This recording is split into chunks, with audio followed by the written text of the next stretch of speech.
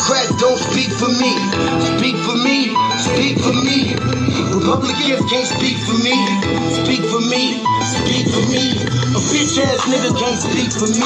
Speak for me, speak for me. You coon ass niggas can't speak for me. Speak for me, speak for me. Listen here, this is a fact of life. I be rapping like Nat Turner came back to life. Grab Donald Trump by the pussy, he ain't acting right. I never run from a conflict, I be glad to fight. It's a very cold world that we living in. Somebody please tell Elizabeth you're not an Indian. You just trying to con them people to get the benefit. Just another immigrant, stealing from the Indians. That's some punk ass shit and that's too lame. Now we finna step over to Andrew Yang. And you a sucker, you can never speak for black folks. Fake ass candidates, trying to get the black vote. The Democrats don't speak for me. Speak for me, speak for me. Republicans can't speak for me. Speak for me, speak for me. A bitch ass nigga can't speak for me. Speak for me, speak for me. You coon ass niggas can't speak for me. Speak for me, speak for me. You know your boy be high off sativa. Kamala wasn't popping, so we said bye Felicia. She ain't had a right policy. We ain't trying to meet her. Y'all can take Biden too. Bye, we don't need her. We don't need Roland Martin or that coon Al Sharpton. Didn't need Cory Booker from the start, man. I don't fuck with police and no snitch. You know I'm coming with the heat when I spit it. The Democrats don't speak for me. Speak for me, speak for me. Republicans can't speak for me. Speak for me, speak for me. A bitch ass nigga can't speak for me. Speak for me, speak for me. You coon ass niggas can't speak for me. Speak for me, speak for me. If you ever go to court and this is your luck, try not to get fucked by Benjamin Crump. I know it's hard. You and all go is hard. But who the fuck is Amy Cloak? Put her picture up on the bullseye and start throwing darts. People cut our organs out our bodies, that's a stolen heart. They can't save us from the flood like Noah's Ark. Black lives always matter, we finna go for ours. So then we savages, we don't need to pot the piss. Mike Bloomberg can suck dick with that stop and frisk, bitch. You ain't speaking for us, we don't know you. Bernie Sanders, they get your funky ass on too. The Democrats don't speak for me. Speak for me, speak for me. Republicans can't speak for me. Speak for me, speak for me. A bitch ass nigga can't speak for me. Speak for me, speak for me. You coon ass niggas can't speak for me. Speak for me, speak for me.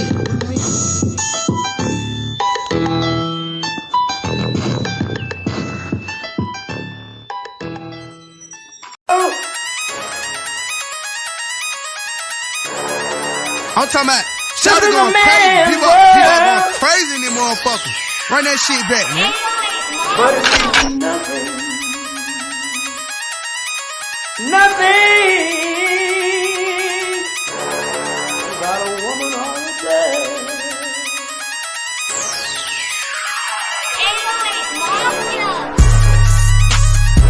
Man made the car.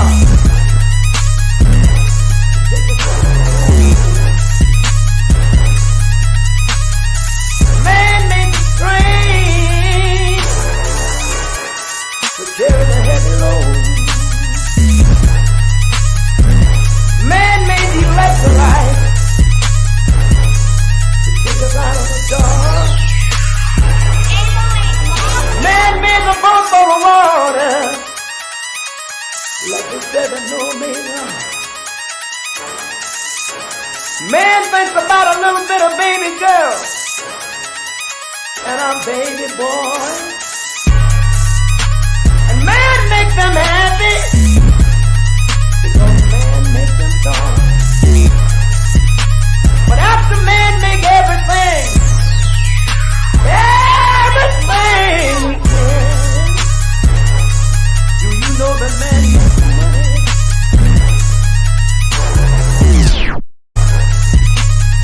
To buy from other men.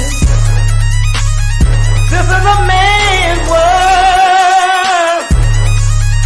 But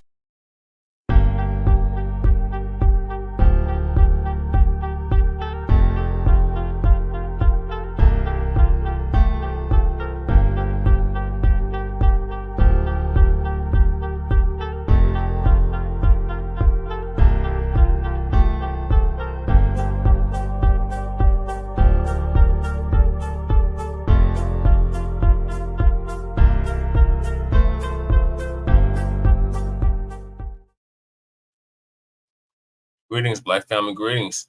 Thank y'all for tuning in to another episode of the Frontline Black News. I'm your host, Che and Crewman, and I'll be joined here shortly with our other host, Lady Che, and our West Coast correspondent, Baccs Corey, who is on the road right now. He should be tapping in. And on this season 3, episode 51, going into our 4th season coming up, y'all, of the Frontline Black News. This is part 2 of episode 51 of the Frontline Black News. And we'll be discussing several things that we didn't get to in part 1. And those things are illegal immigrants, not migrants, not newcomers, illegal immigrants.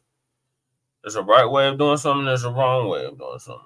Illegal immigrants violently, I repeat, violently stormed the Texas border, assaulting soldiers. Then we got NYC protests begins, truckers block New York. Trump win. Oh my God. Then we got Tish James backs out. Oh, they're talking about Latasha James. Latasha James backs out. Then we got 6 Mississippi cops tortured 2 black men and are finally convicted. Where did everybody go? Can y'all hear me? Hey, shut this up. Yeah. I'm worried about the numbers. They're there. I told you they're there. I'm worried about that. It's like the least of your worries. It's like 6 people watching. Least of your worries, cuz.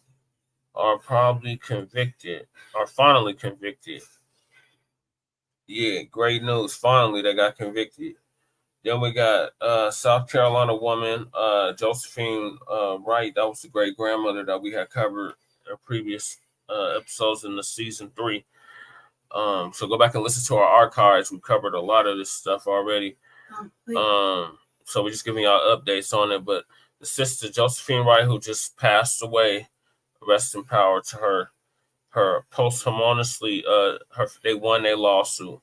So we got an update on that lawsuit settlement, a win over Black ancestral land, and that land in specific is the Gullah Geechee land.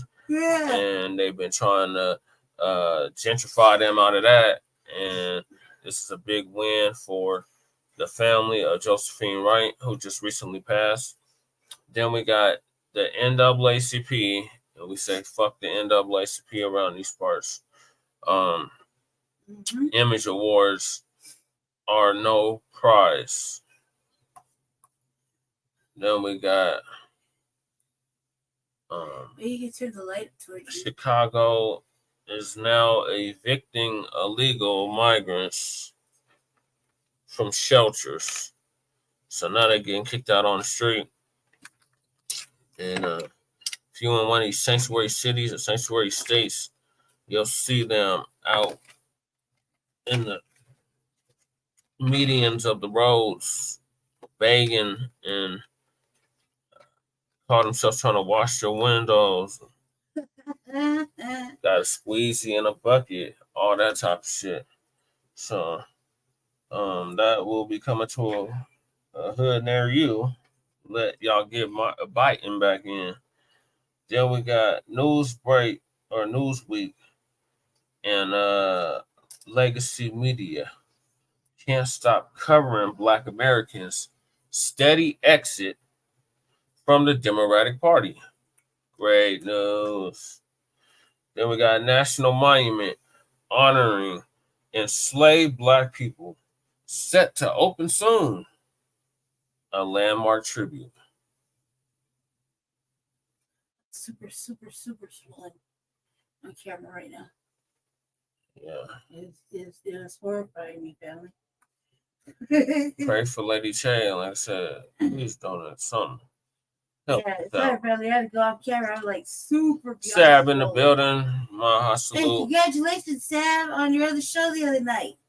Yeah, that was a dope ass interview. Yeah. Congratulations, Sab. 500 over 500 viewers. Yeah, and then they cut the live. And then they cut the live. Haters. Yeah. But that was definitely some major Box State business right there. It was good. East and West collabs came together for a dope ass interview. So yeah, that was dope. And I know both of y'all, like, that was real dope. And I'm appreciate Doug for putting a good word in for me. He did? What did he say? He said he's a good dude. Yeah, just Paris, that's a good dude. Said that right there on Sav's Live. But here we go. It's not a lie. No, it's not. So we're gonna hop right into it. So the illegals have rushed the border. We had ended the show last night with showing y'all the video. They go right back into it. Basically, TD Hip Hop Man. Enter. Can't see.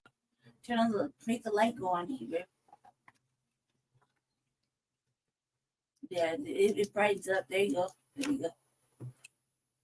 All right, that should see better.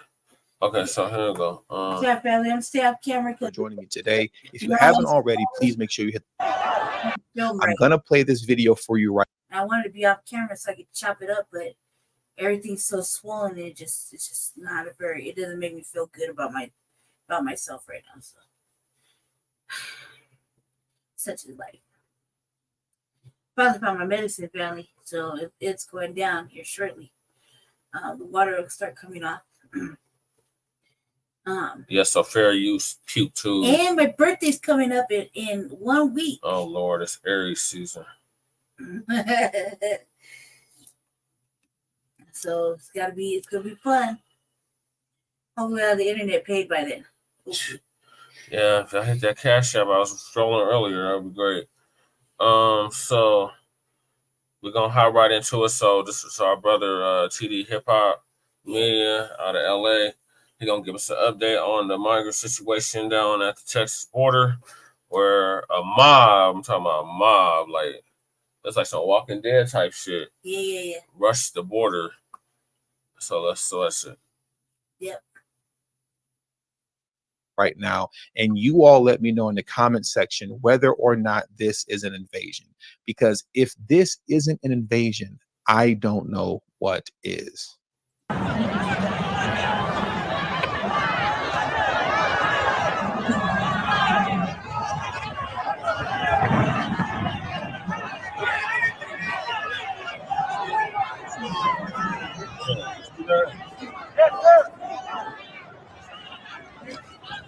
Y'all see that?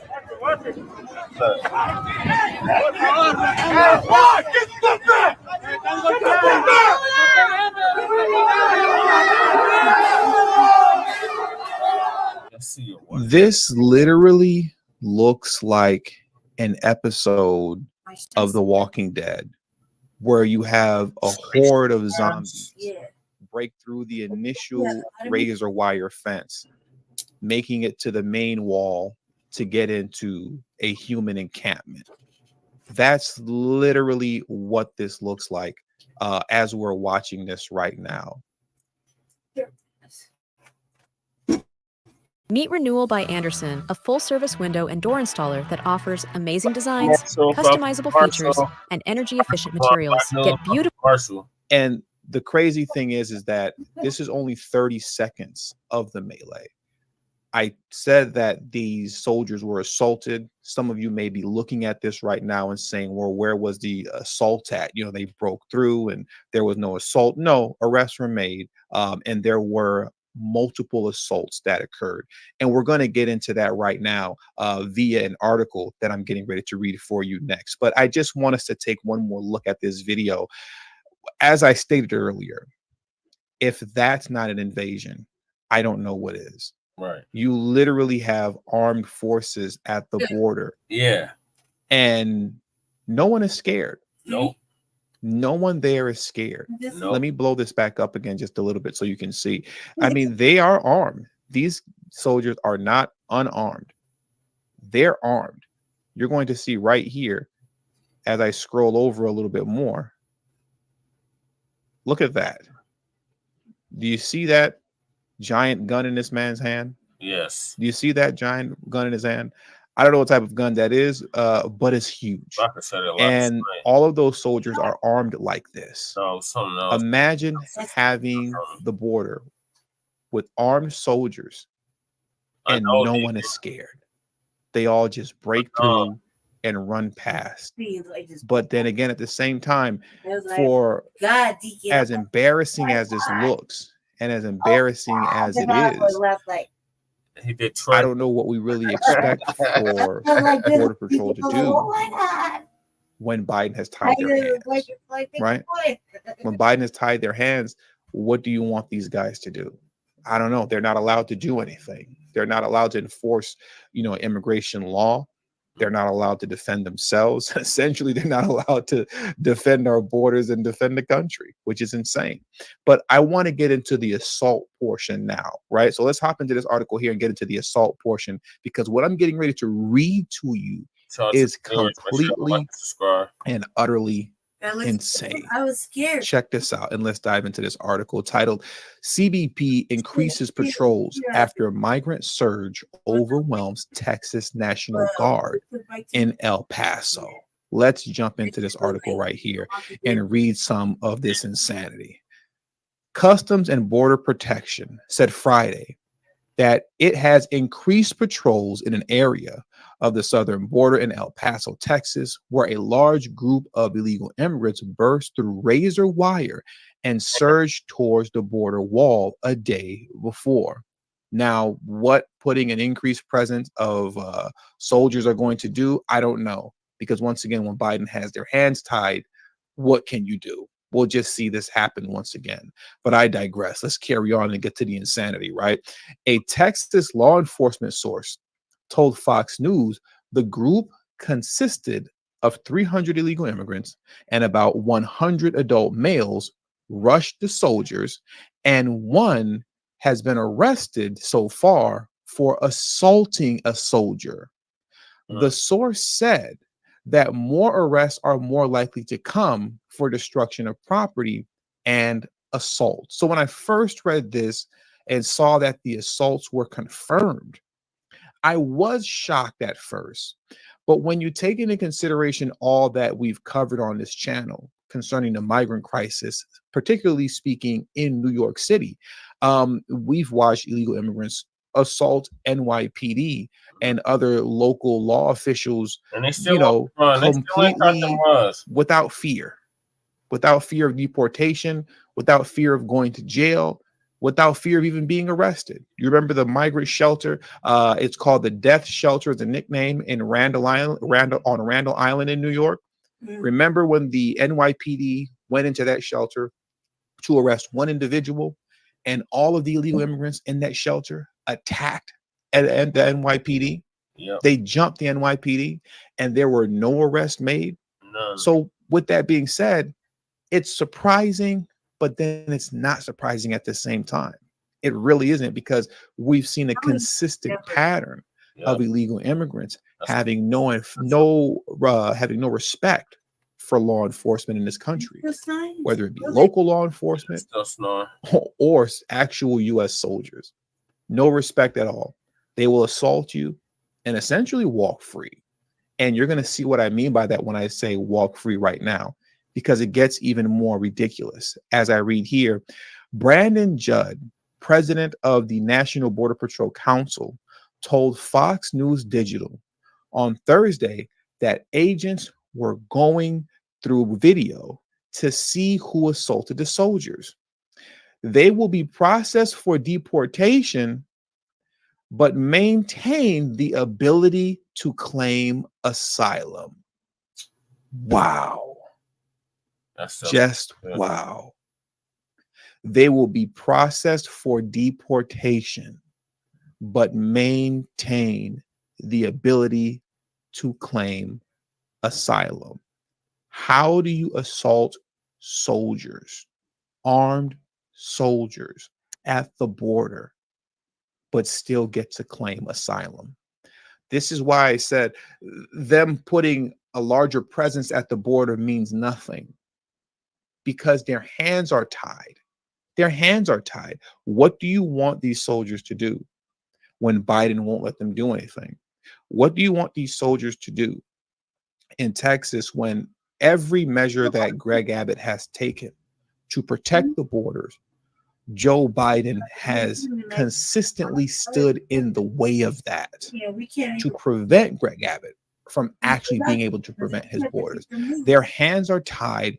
There's nothing they can do. And the fact that they can still apply for asylum after putting hands and feet on U.S. soldiers at the border is complete insanity, to say the very least. To say the very least. And I'm going to tell you this now. We're going to see more of this moving forward the closer we get to the election. Because as I've stated in a video prior, the illegal immigrants on the other side of the border, they're acutely aware of American politics. They're acutely aware of what's going on here as it pertains to Biden versus Trump. And as we get closer and closer to the election, the illegal immigrants on the other side of the border are going to start feeling the pressure of the potential closure of the border with the potential election of Donald Trump becoming president. You get what I'm saying? Because when Trump becomes president, if he becomes president, that border is going to be closed day one. Day one. So out of desperation and fear and a need to hurry up and cross the border before Donald Trump is elected into office, if that's how the election plays out, mark my words, September and October is going to be hot. It is going to be hot the last couple months at the border leading up to the election in November, with illegal immigrants fighting tooth and nail against soldiers, as we saw here, to get past, just in case Trump wins, because they know if he wins, it's game over, at least for the next 4 years that follow. So we'll see what happens come November when the election comes around. But like I said, mark my words, we haven't seen the end of madness like this. And I appreciate you, TD. I appreciate you, TD. All right, Lady Shay, what are your thoughts on the illegal immigrants violently storming the Texas border? Man, we couldn't get away with fucking stomping their border out. Assaulting soldiers. Could never get away with that shit. Never. We'd be locked up in fucking locked up abroad somewhere, serving mad time, fucking in some fucking old janky. Instantly deported. Not even instantly deported. We locked up serving time in their country. That's exactly what would happen. And then get deported. And then get extradited or get deported back. You have to pay your own way. I mean, look at my brother's friend. He's still out there. He chose to stay out there for a little bit. Yeah. But he could have came right back. He got instantly served time out there. Right? So in another country. Right? Yeah. He's black. So let's put it like this. I feel like a mixed bag of feelings. I don't really give a fuck about the military, our military. I don't like the way they do our black soldiers, the way they do the veterans. I don't like how they lie to motherfuckers. I just don't like how, they're so quick to. I don't like a lot of shit. I don't like a lot of shit about the military. I can speak on it because I was married for a little while in the military. Yeah, so I don't like it. What I don't like, I also don't like how the military treat the Haitians. However, here's the confusion I have, because we live in the United States, so that is our military. Our soldiers. I mean, they're part of the United States. You know, they got families and motherfuckers that serve. Check it out, man. My father's a Marine. My father, who died, was a Marine. Right? I wanted to go in the military. Could never go in the military. So I felt conflict of interest, when it comes to it. I will say this though. I don't like bullies. I don't like motherfuckers ran up on. And I think that when you bomb rush our motherfucking border, and then you have the audacity to fucking put your hands and feet on our military, Like, you should not be allowed to even have any kind of asylum rights. Like, that right there shows lack of respect. You're not being tortured to come here. You broke in. You're breaking in, you know, and then you got the audacity to not follow any rules or guidelines when you're coming over here. You don't respect the fucking soldiers who stand there trying to protect.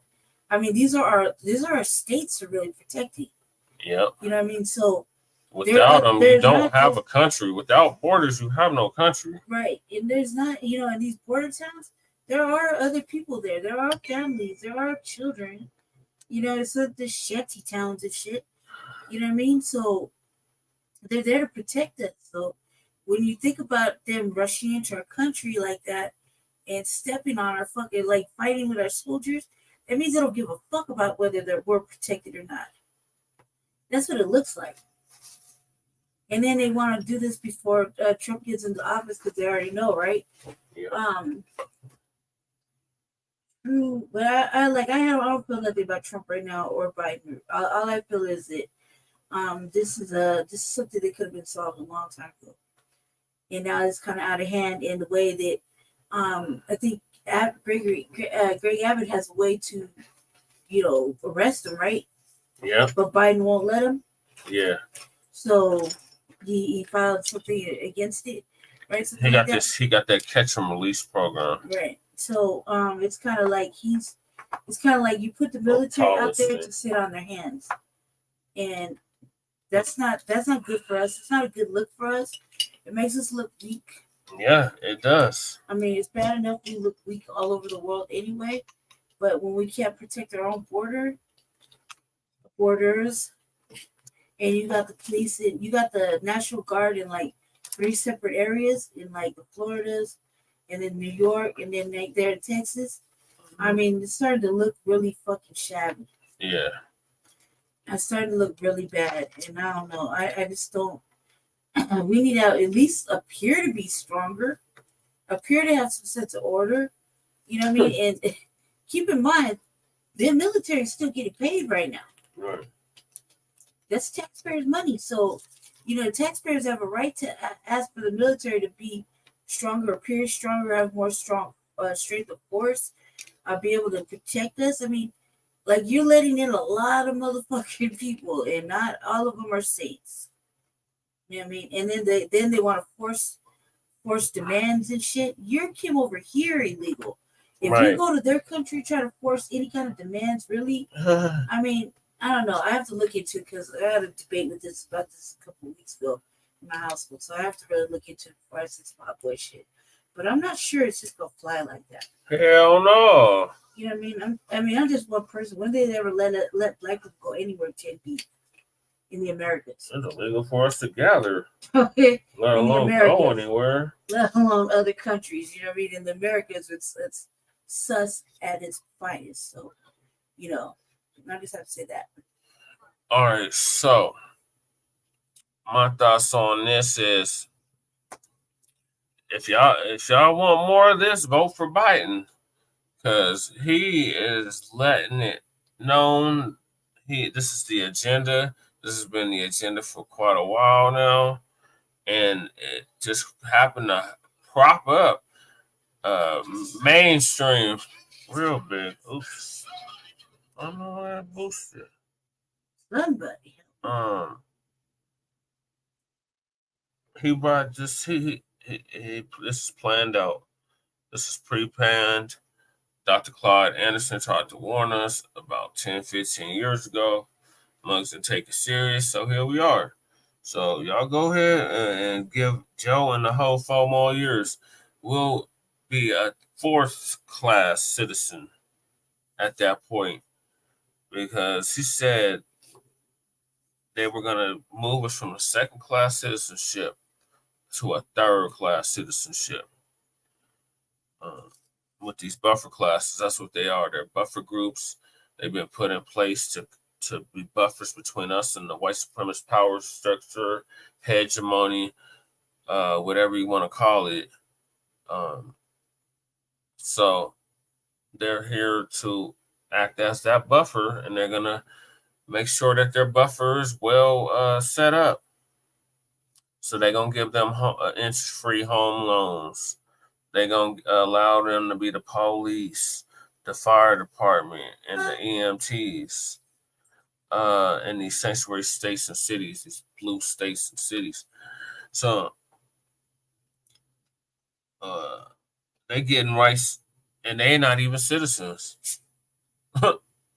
We literally had 2 civil rights movements for rights, and everything that our ancestors fought and died for is going to any and everybody but us, including illegals. This must are undocumented. Like I said, there's a right way of doing this, there's a wrong way of doing this. You try to do this in another country, it's not gonna happen. It's not gonna be the same result as what's happening here with Hyde and Biden. A lot of our people are waking up, and that's why there is a mass exodus from the Democratic Party, and we welcome that exodus, and we welcome that collapse of both the Democratic and the Republican parties. We've been saying that since the jump. So please go back and listen to our archives. Yeah. You got that. We're moving into our 4th year. So we've been doing this for quite a while. It's been bumpy this last year, but we're going to get it together.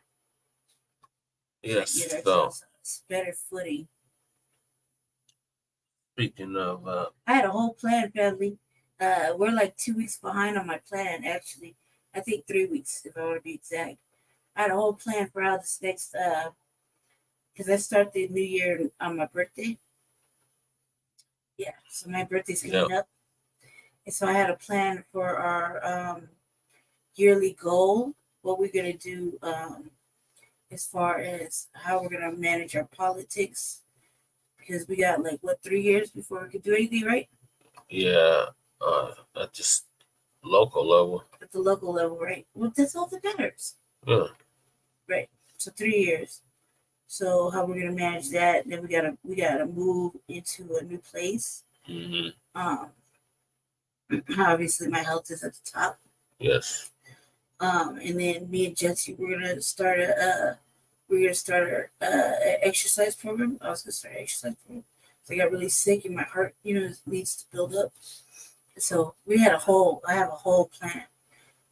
So we're about 3 weeks behind just because I've been really sick over the last couple months. But 3 weeks, 3 weeks behind of our schedule. We have to build it because Jesse's the only one that had a foundation structure. Yeah, a basement. Out of both of us. Yeah. From the streets. I am too, but I have discipline. Yeah, I am. I have no discipline. No. What? That you had a queue already. I did, but I can't find the queue. Isn't it right there next to him? No, that's a queue from yesterday. Good Lord. I don't understand why you do this. Because I'm on your computer. A third former Mississippi officer has been... Okay, so I got the queue going on. All right, so the next topic is the NYC protest begins. Truckers block New York. Win for Trump, I guess. And Letitia James backs out. Mm-hmm. Are you a STEM professional and are looking to apply for U.S. permanent residency? Then stay tuned. Tish James backs off and says, I'm not going to be a big real estate holder. I mean, this is one of the weird things about this. Tish James is no rocket scientist as a prosecutor. If you tracked her record, I just can't. It's hard to get your hands around her and her office literally taking all of Trump's properties and becoming a landlord in New York City. They can barely do the job that they do now. Former president today claiming on social media he has, quote, almost $500 million in cash, which he had intended to spend on his campaign. They'd like to take the cash away so I can't use it on the campaign. And this is just a corrupt group of people. It's election interference. Will you sue him for us? Oh, we're going to definitely sue him. We're going to be a real pain in the He's going to know my name personally. President Trump cannot avoid justice in the great state of New York. That man in the White House who can't go a day without threatening our fundamental rights. Yes, we need to focus on Donald Trump and his abuses. We need to follow his money. We need to find out where he's laundered money. We need to find out whether or not he's engaged in conspiracy. It's important that everyone understand that the days of Donald Trump are coming to an end. I look forward to going into the office of Attorney General every day, suing him, defending your rights, and then going home. Trump is vowing to fight the judgment through the court system, telling Fox Digital, quote, "I'll fight this all the way up to the U.S. Supreme Court if necessary." And despite Trump's lawyers telling the court that Trump does not have the cash on hand to secure the bond, Trump claimed to Fox Digital he does have the cash, but said, quote, "That doesn't mean I'm going to give money to a rogue and incompetent judge, the puppet of a corrupt attorney general," end quote. Donald Trump has until tomorrow to pay a $454 million bond in his new civil fraud case. But as he vows to fight it all the way to the Supreme Court, his social media platform, Truth Social, could help him master the art of the deal and obtain billions more as it sets to go public. Big day tomorrow. How do you expect tomorrow to play out? What, if anything, do you expect to happen on Monday? I mean, there's several things that could happen. I mean, he says he's got some cash now, but he doesn't want to use it. I mean, that could happen. He's got, I think he put out on Truth Social, he has $500 million in cash, but he doesn't want to use it. He wants to spend it on the campaign. So that's a possibility. It's a possibility. Tish James backs off and says, I'm not going to be a big real estate holder. I mean, this is like one of the weird things about this. Tish James is no rocket scientist as a prosecutor. If you tracked her record, I just can't. It's hard to get your hands around her and her office literally taking all of Trump's properties and becoming a landlord in New York City. They can barely do the job that they do now. This case against him is absurd. I mean, but we can go through other cases because I've been following her career a bit. So that's a possibility that she backs off and she gives him more time, or she lets the appeal process works, because her options aren't so great. Trump could literally just say, here are the keys, figure it out. And she will be spending the next 2 years trying to figure out which part of which buildings he owns when you go through the subleases and leases and the various limited partnerships. It's a very complicated mess. Trump generally doesn't own a lot of the land under these buildings. He owns pieces of them. A lot of the pieces that he owns are they have mortgages, so the banks have first lien on them. So, he could do that. Say, take it, it's yours, and try to figure out why we appeal this. On that note, Charlie, as I've thought about this and tried to understand the legal side of what could happen tomorrow, it's actually unlikely that anything happens on the real estate front, because it would require Letitia James to file a lien, execute that lien. As you point out, there are so many other stakeholders, including banks, on most of these properties that have to go to court and see who's first in line. But the one thing she could do, Charlie, tomorrow is she could freeze bank accounts. So his access to cash could be immediately impacted.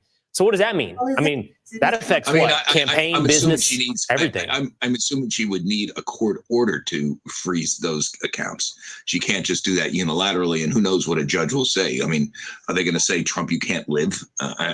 Because you're Donald Trump. You need access to cash. The banks tried to do that to him once too. They put him on on some sort of like an allowance early in his career when he had faced massive financial problems in the early 1990s. I was just starting out in business journalism, recovering him.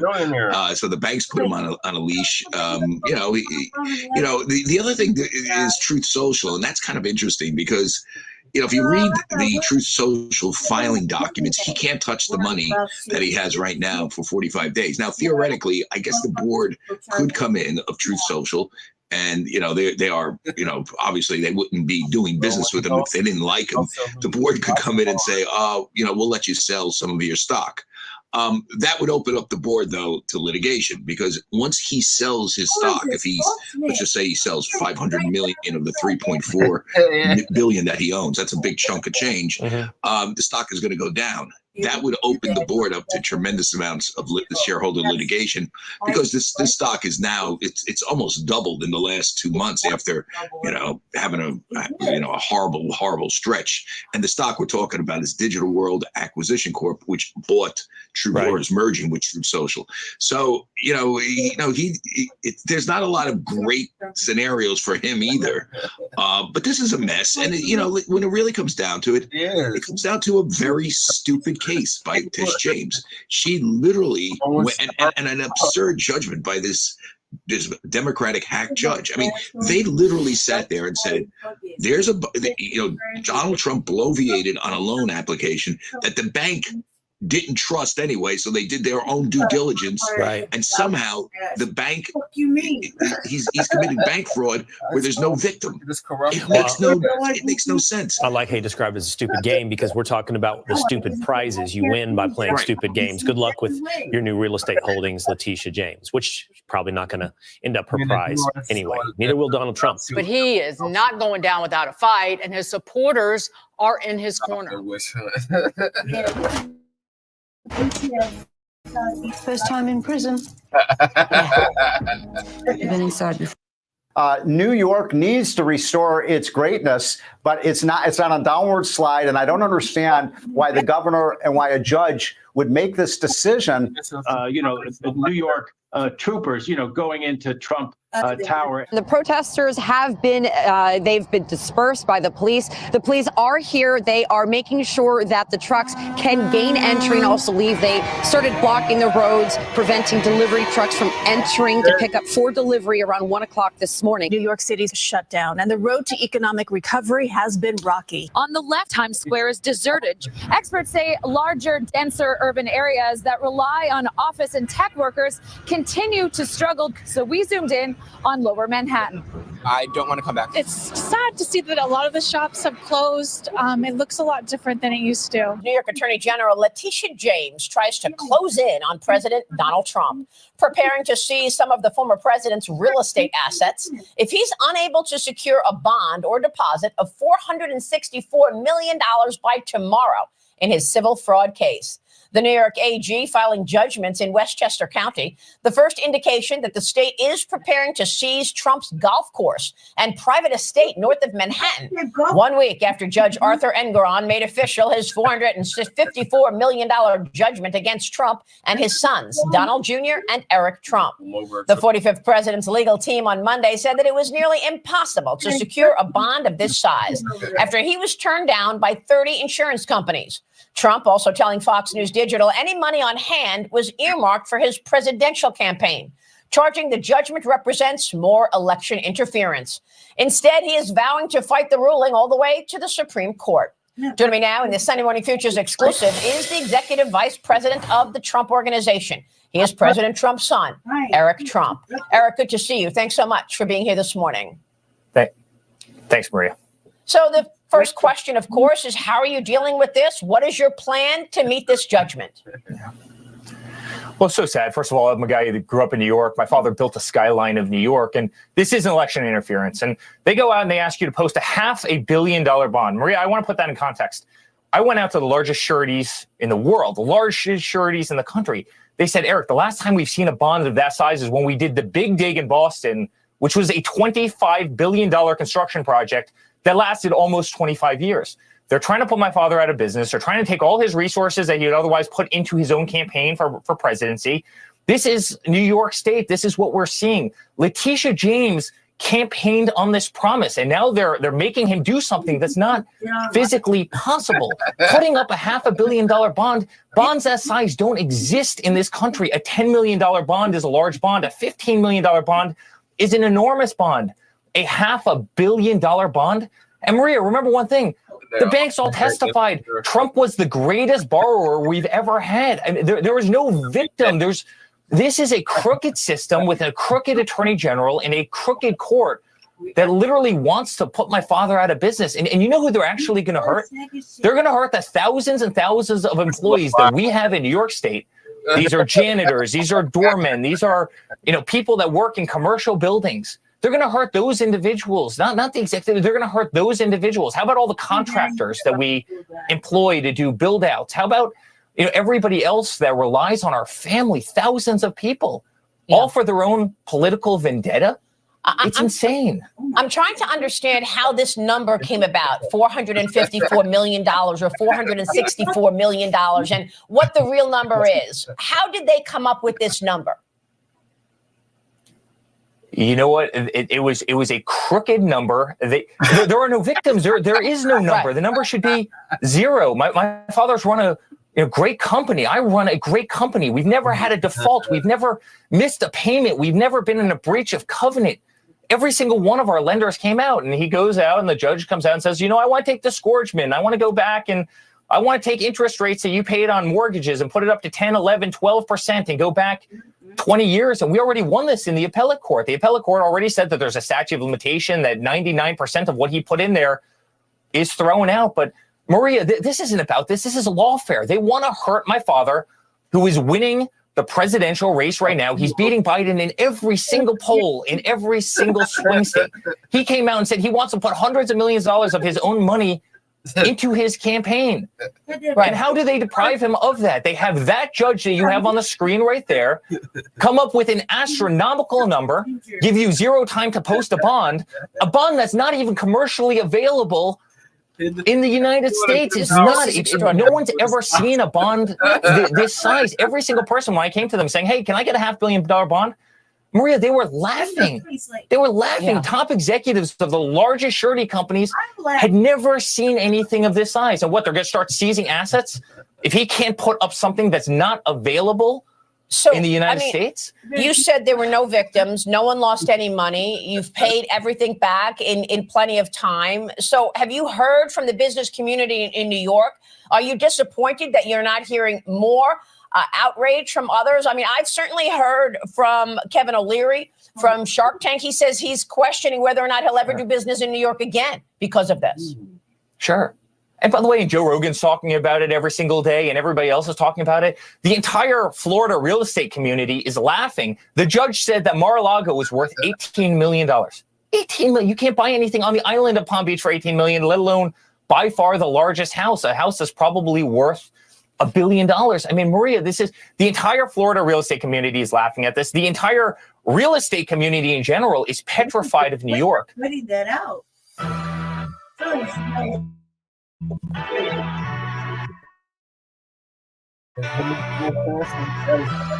They're laughing, but I laugh. You know how much business New York State is losing because of this? Because they see this radical, and you even have the governor, Kathy Hochul, comes out and says, we're going to do this to Trump, but we're not going to do it to any of you. Don't worry about it. We'll do it to him, but we won't do it to any of you. Maria, they're trying to deprive him of his cash. They want to bankrupt him.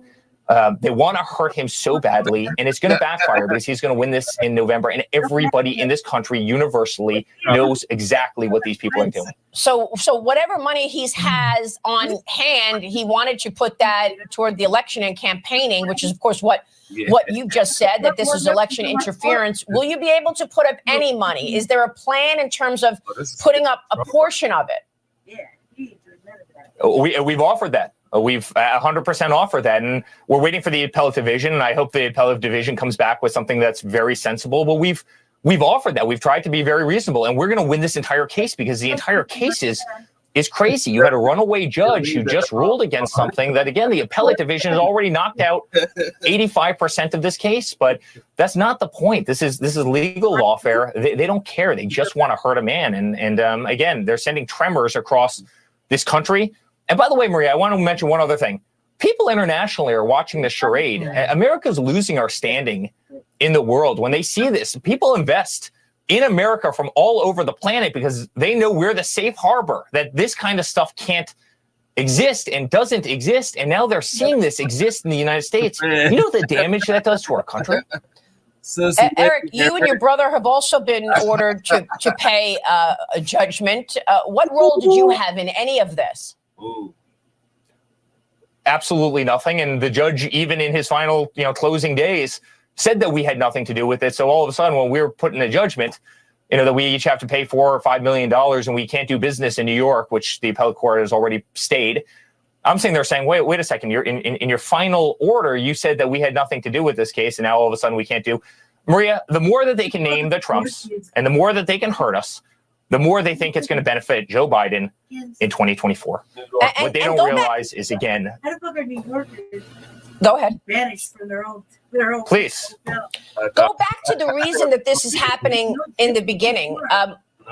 Because they say he overflated his assets valuations. You had auditors looking at those valuations, correct?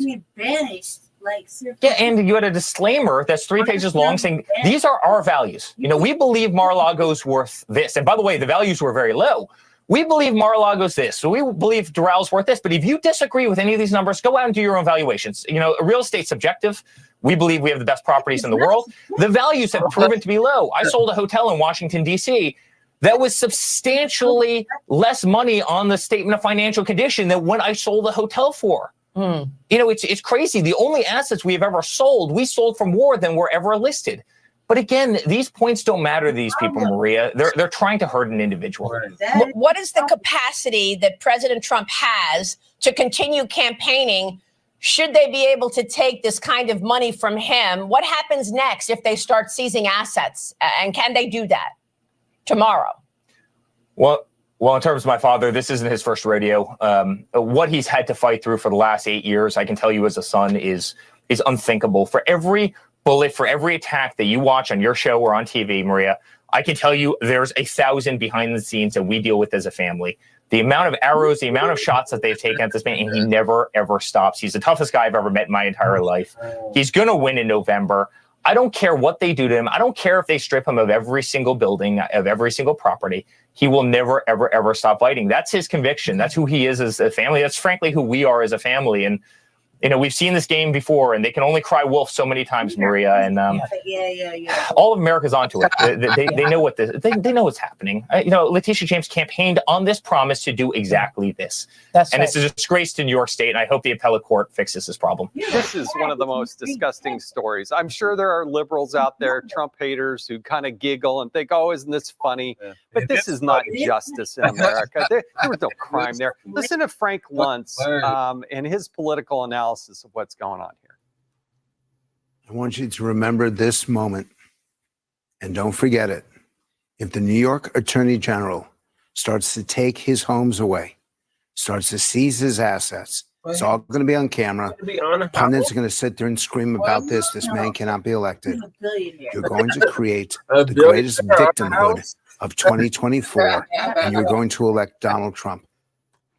I think there's a lot of truth in what Frank Luntz is saying. You see the graphic there of the different properties, but you got to ask yourself, what was the crime? What was the crime? What did Donald Trump do other than being Donald Trump and be the president of the United States? Under or overvalue his properties, a crime of which nobody else has ever been prosecuted? And the ridiculous notion that Mar-a-Lago is only worth $18 million. Are you kidding me? There are no victims in this. Even the banks that were involved in this said there was no problem. So, Joe, what's your take on this? This is a murder without a body, right? To your point, there is no victim here. He paid back the loans. The banks didn't come forth and say, hey, he fooled us, and now we want to take him to court. This is Letitia James, what she ran on. You see it on video before she was even elected. We're going to get Trump. For what? Oh, we'll find something at some point. If Letitia James actually goes ahead with this, starts seizing Trump assets, starts padlocking doors, starts walking workers out of golf courses or out of Trump Tower, Frank Luntz, I don't agree with him terribly often, but is 100% right. You just clinched Donald Trump's election in 2024. To your point, the MSNBC and CNN audience, which is basically friends and relatives at this point, they could cheer this on. But to Americans in those key swing states like Pennsylvania, Ohio, Michigan, Wisconsin, Nevada, Arizona, North Carolina, Georgia, they watch this and they say, we're a country with serious problems and we need serious people to solve them. And what Democrats are doing here is a whole bowl of wrong. Anita, what's your take on this? I mean, if there's no victim, even the bank's not complaining about it. They got paid back in full. Yeah. Well, I think, again, to the video, just if this happens, and this is on video, this is going to be on every campaign commercial. Everyone's going to see it. There could be people who lose their jobs, to your point. And he's going to talk about it and talk about it in the debates. We're never going to hear the end of it. And to Frank Luntz's point, yeah, he's going to make himself a victim because in this case, a lot of people will agree he is a victim. Let's listen to Kevin O'Leary, Mr. Wonderful, and his take on it. Feel sorry for the don't know. Nothing to do with Donald Trump. This is the essence of what makes the American brand the #1 economy on earth. You want to bring $3 billion to build a data center in America, which I'm going to go and raise next week all around the world? The #1 question I have when I go to these countries to try and raise this capital is, what the hell is going on in New York? And I tell them it's not America. It's just an anomaly. I swear to you, everybody, this is not America. Doesn't feel like America, Julie. No, and it's purely political. And the liberal AGs in this country, honestly, are just like mucking it up even worse. Before I started using HoneyBook, we hit $80,000 in revenue once we started streamlining everything. And quite frankly, there is no coincidence that he had a short period of time to come up with this money, but to come up with $500 million, I mean, that's ridiculous. Okay. And not only that, he has appealed, but of course that appeal could take a while. We don't know how long. He even appealed. Okay, let me pay $100 million. I don't have $500 million, believe it or not, in cash lying around. He did have money that he does have reserved for the campaign, and he has every right to, but those are campaign contributions. He can't use that money to pay off Letitia James. So he needs more time to come up with the money. It's absolutely ridiculous. And she's running on social media, by the way, and doing end zone dances around, here's the interest that Donald Trump has to pay every day, $114,000. And she's handling this horribly. And she started with, hey, I'm going to prosecute this person, then go find the crime instead of following the crimes. And it's fundamentally wrong. Now, you take, an issue with this, of course, more broadly in terms of what it means to be in an American business structure, Kevin. But in terms of the valuation, can you be clear as to why? I mean, why would the properties not be sufficient collateral? What a great message to send out all around the world. Take a claim where there was no monies lost. There was no fraud here in the context of actually people losing money. Deutsche Bank, who made the loan, was made whole. And let's make a penalty of $500 million against a crime, apparently, where no monies were lost. Great message for New York. Great message for America. Bring your capital because we'll protect your property. I think that was a statement that would be much better made sometime in Venezuela. I'm not kidding. That's a scary, scary message. And by the way, there are no such thing as $500 million bonds. The marketplace. There are no $500 million bonds. Never been done before. Never. This law has never been applied. Forget about Trump. Nothing to do with Trump. Everything to do about America and the New York brand. I love this state. My children live here. A horrible message to everybody around the world watching this. Absolutely horrific. Well, wait, Kevin, but hold on a second. Kevin, Trump what will would be be gone one day. This hold on a Attorney second. General will be gone one day. And this I is have what a you want to wonderful tell voice, people and around it the won't world. be talked This over. is how we Kevin treat money O'Leary, in America. I would like to This hear what you have is to not say, but America. what are you doing? I think people should be thinking about the policy being put in place here, the competitiveness of New York State versus other U.S. states, but more importantly, the message about the American brand. You think about America, the reason this is the #1 economy on earth is that we have laws and we have due process and we have property rights. It attracts foreign capital from all around the world. All of that is being shaken to the core here. The concept of seizing assets in 30 days on a bond number that's never been issued. No insurance bond company's ever issued anything near this. So there was no chance it was going to happen. And only giving 30 days notice and time, that's a really bad message. And I think New Yorkers should think well past Trump. Whether he's president or not, or whether this attorney general is gone in 4 years or not, it's irrelevant. This is case setting against the American brand. The most stable country on earth, anywhere, to put capital to work over a long period of time, particularly in real estate, is the United States of America. This is an assault on what we believe to be core. And I find it extraordinary. I think it's very troubling. It has absolutely nothing to do with Donald Trump at this point, in my view. And it is completely bipartisan. This is an attack on America. And I don't know how you can look at it any other way And as an investor, and I know plenty of investors who are completely disturbed by this, but I mean, no one is going to put any money to work in New York in these amounts until this thing settles down. The whole world is watching, and everybody's waiting for one thing we haven't got yet: adult supervision. Where is it? Where are the adults in this crazy narrative? Certainly, there's got to be adult supervision at some point. And I understand, you know, the war going on here and all the political yada yada woof woof woof. But we need an adult in the room now. This is the United States of America under siege. First of all, let's start with the fact that this is an outrageous settlement. It's an outrageous ask of President Trump. And today it came out that Letitia James is starting to move on possibly seizing property owned by Trump in Westchester County. I would put to you that the reason she's going to Westchester County is because she tries to take over Trump Tower, seize assets of the president in Manhattan. She's going to run into a big problem. They still refer to him as the president. That shit is comedy. This is an iconic property, Trump Tower. If that is where she goes, if she actually has police try and, I mean, the whole thing is so crazy, Sean and Dagan. I just can't even get my arms around it. There is no victim here. There's nobody who lost money here. That's all they care about. All right, Lady Chen, what's your I pretty much just saying it the whole time. Yeah. It's an attack against white wealth, and they're upset. Oh, yeah.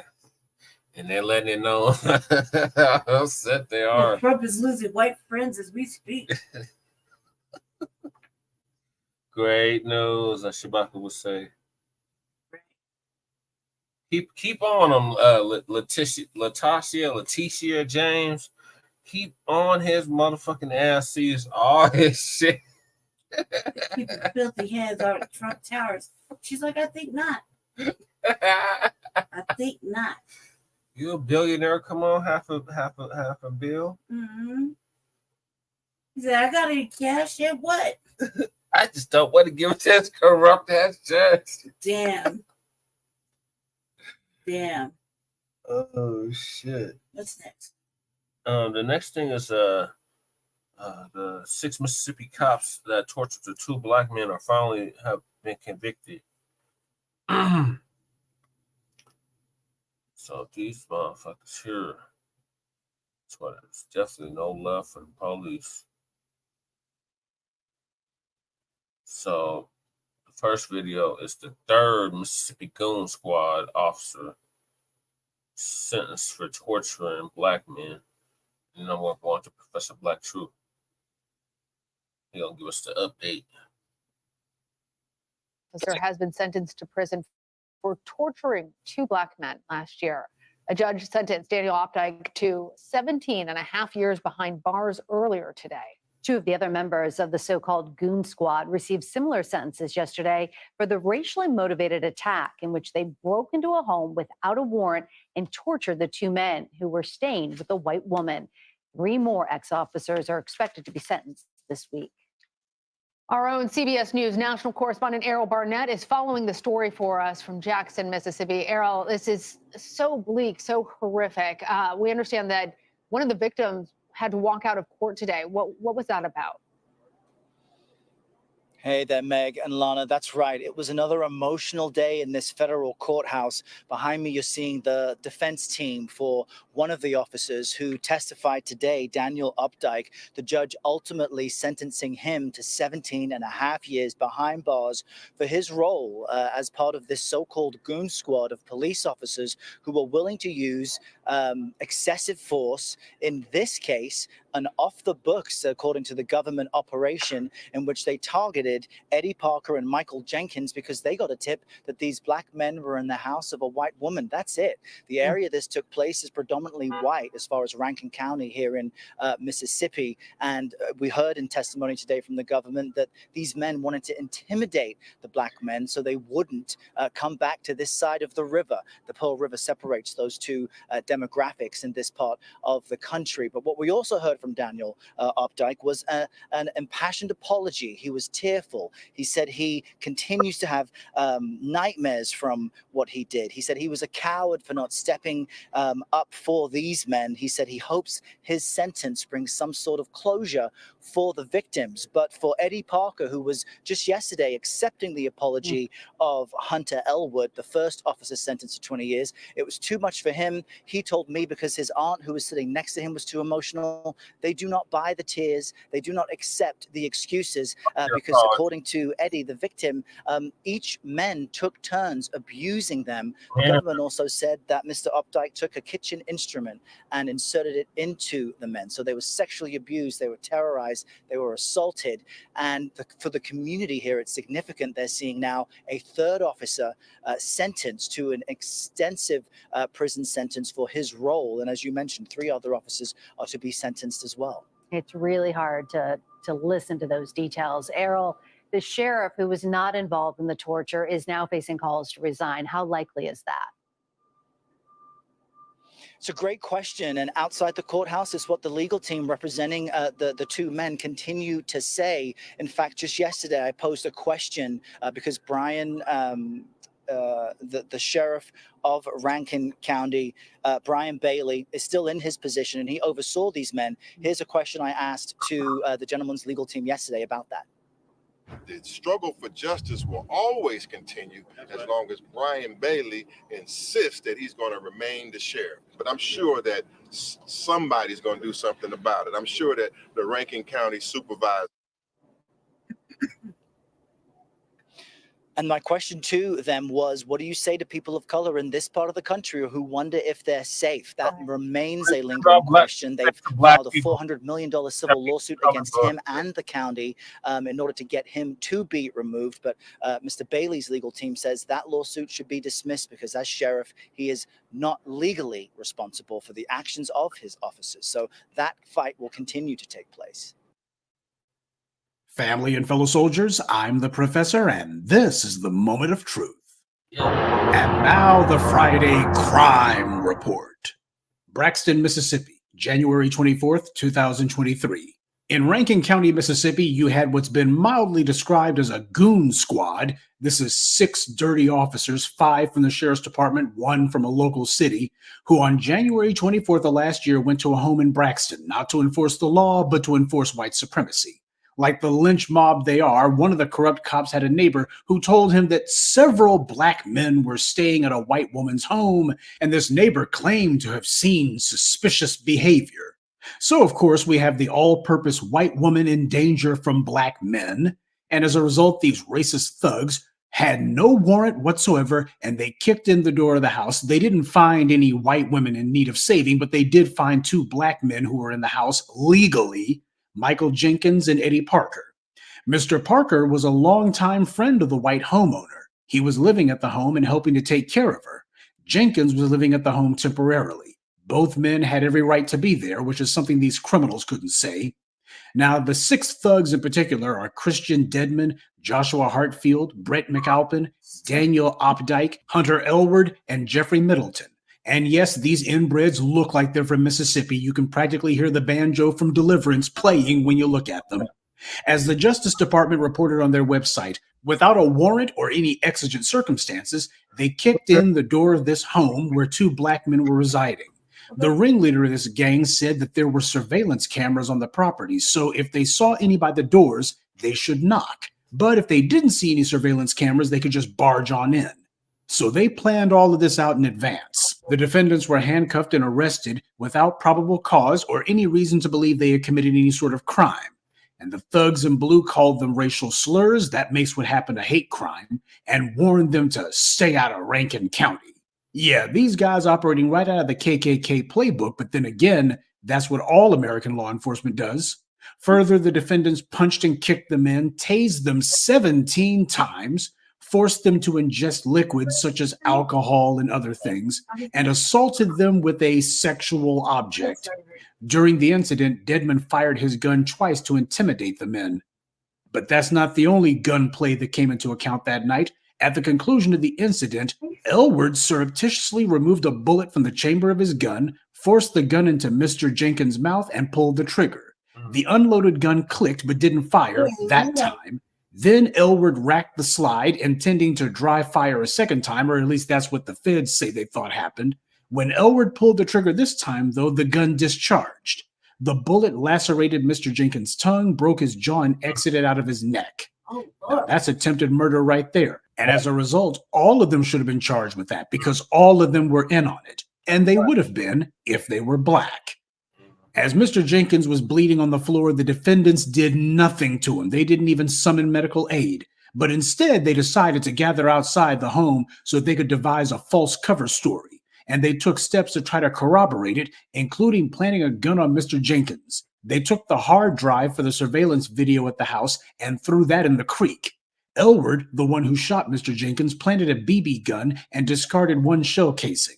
They discussed submitting fraudulent drug evidence to the crime lab, filing false reports, charging Mr. Jenkins with crimes he didn't commit, making false statements to investigators, and pressuring witnesses to stick to the cover story. Now, that was in January. It wasn't until June, 6 months after this horrifying crime, that the Rankin County Sheriff's Office very quietly announced that deputies had been fired, though they didn't say who the deputies were, how many were fired, or the reason for their firing. See, they were trying to bury this one.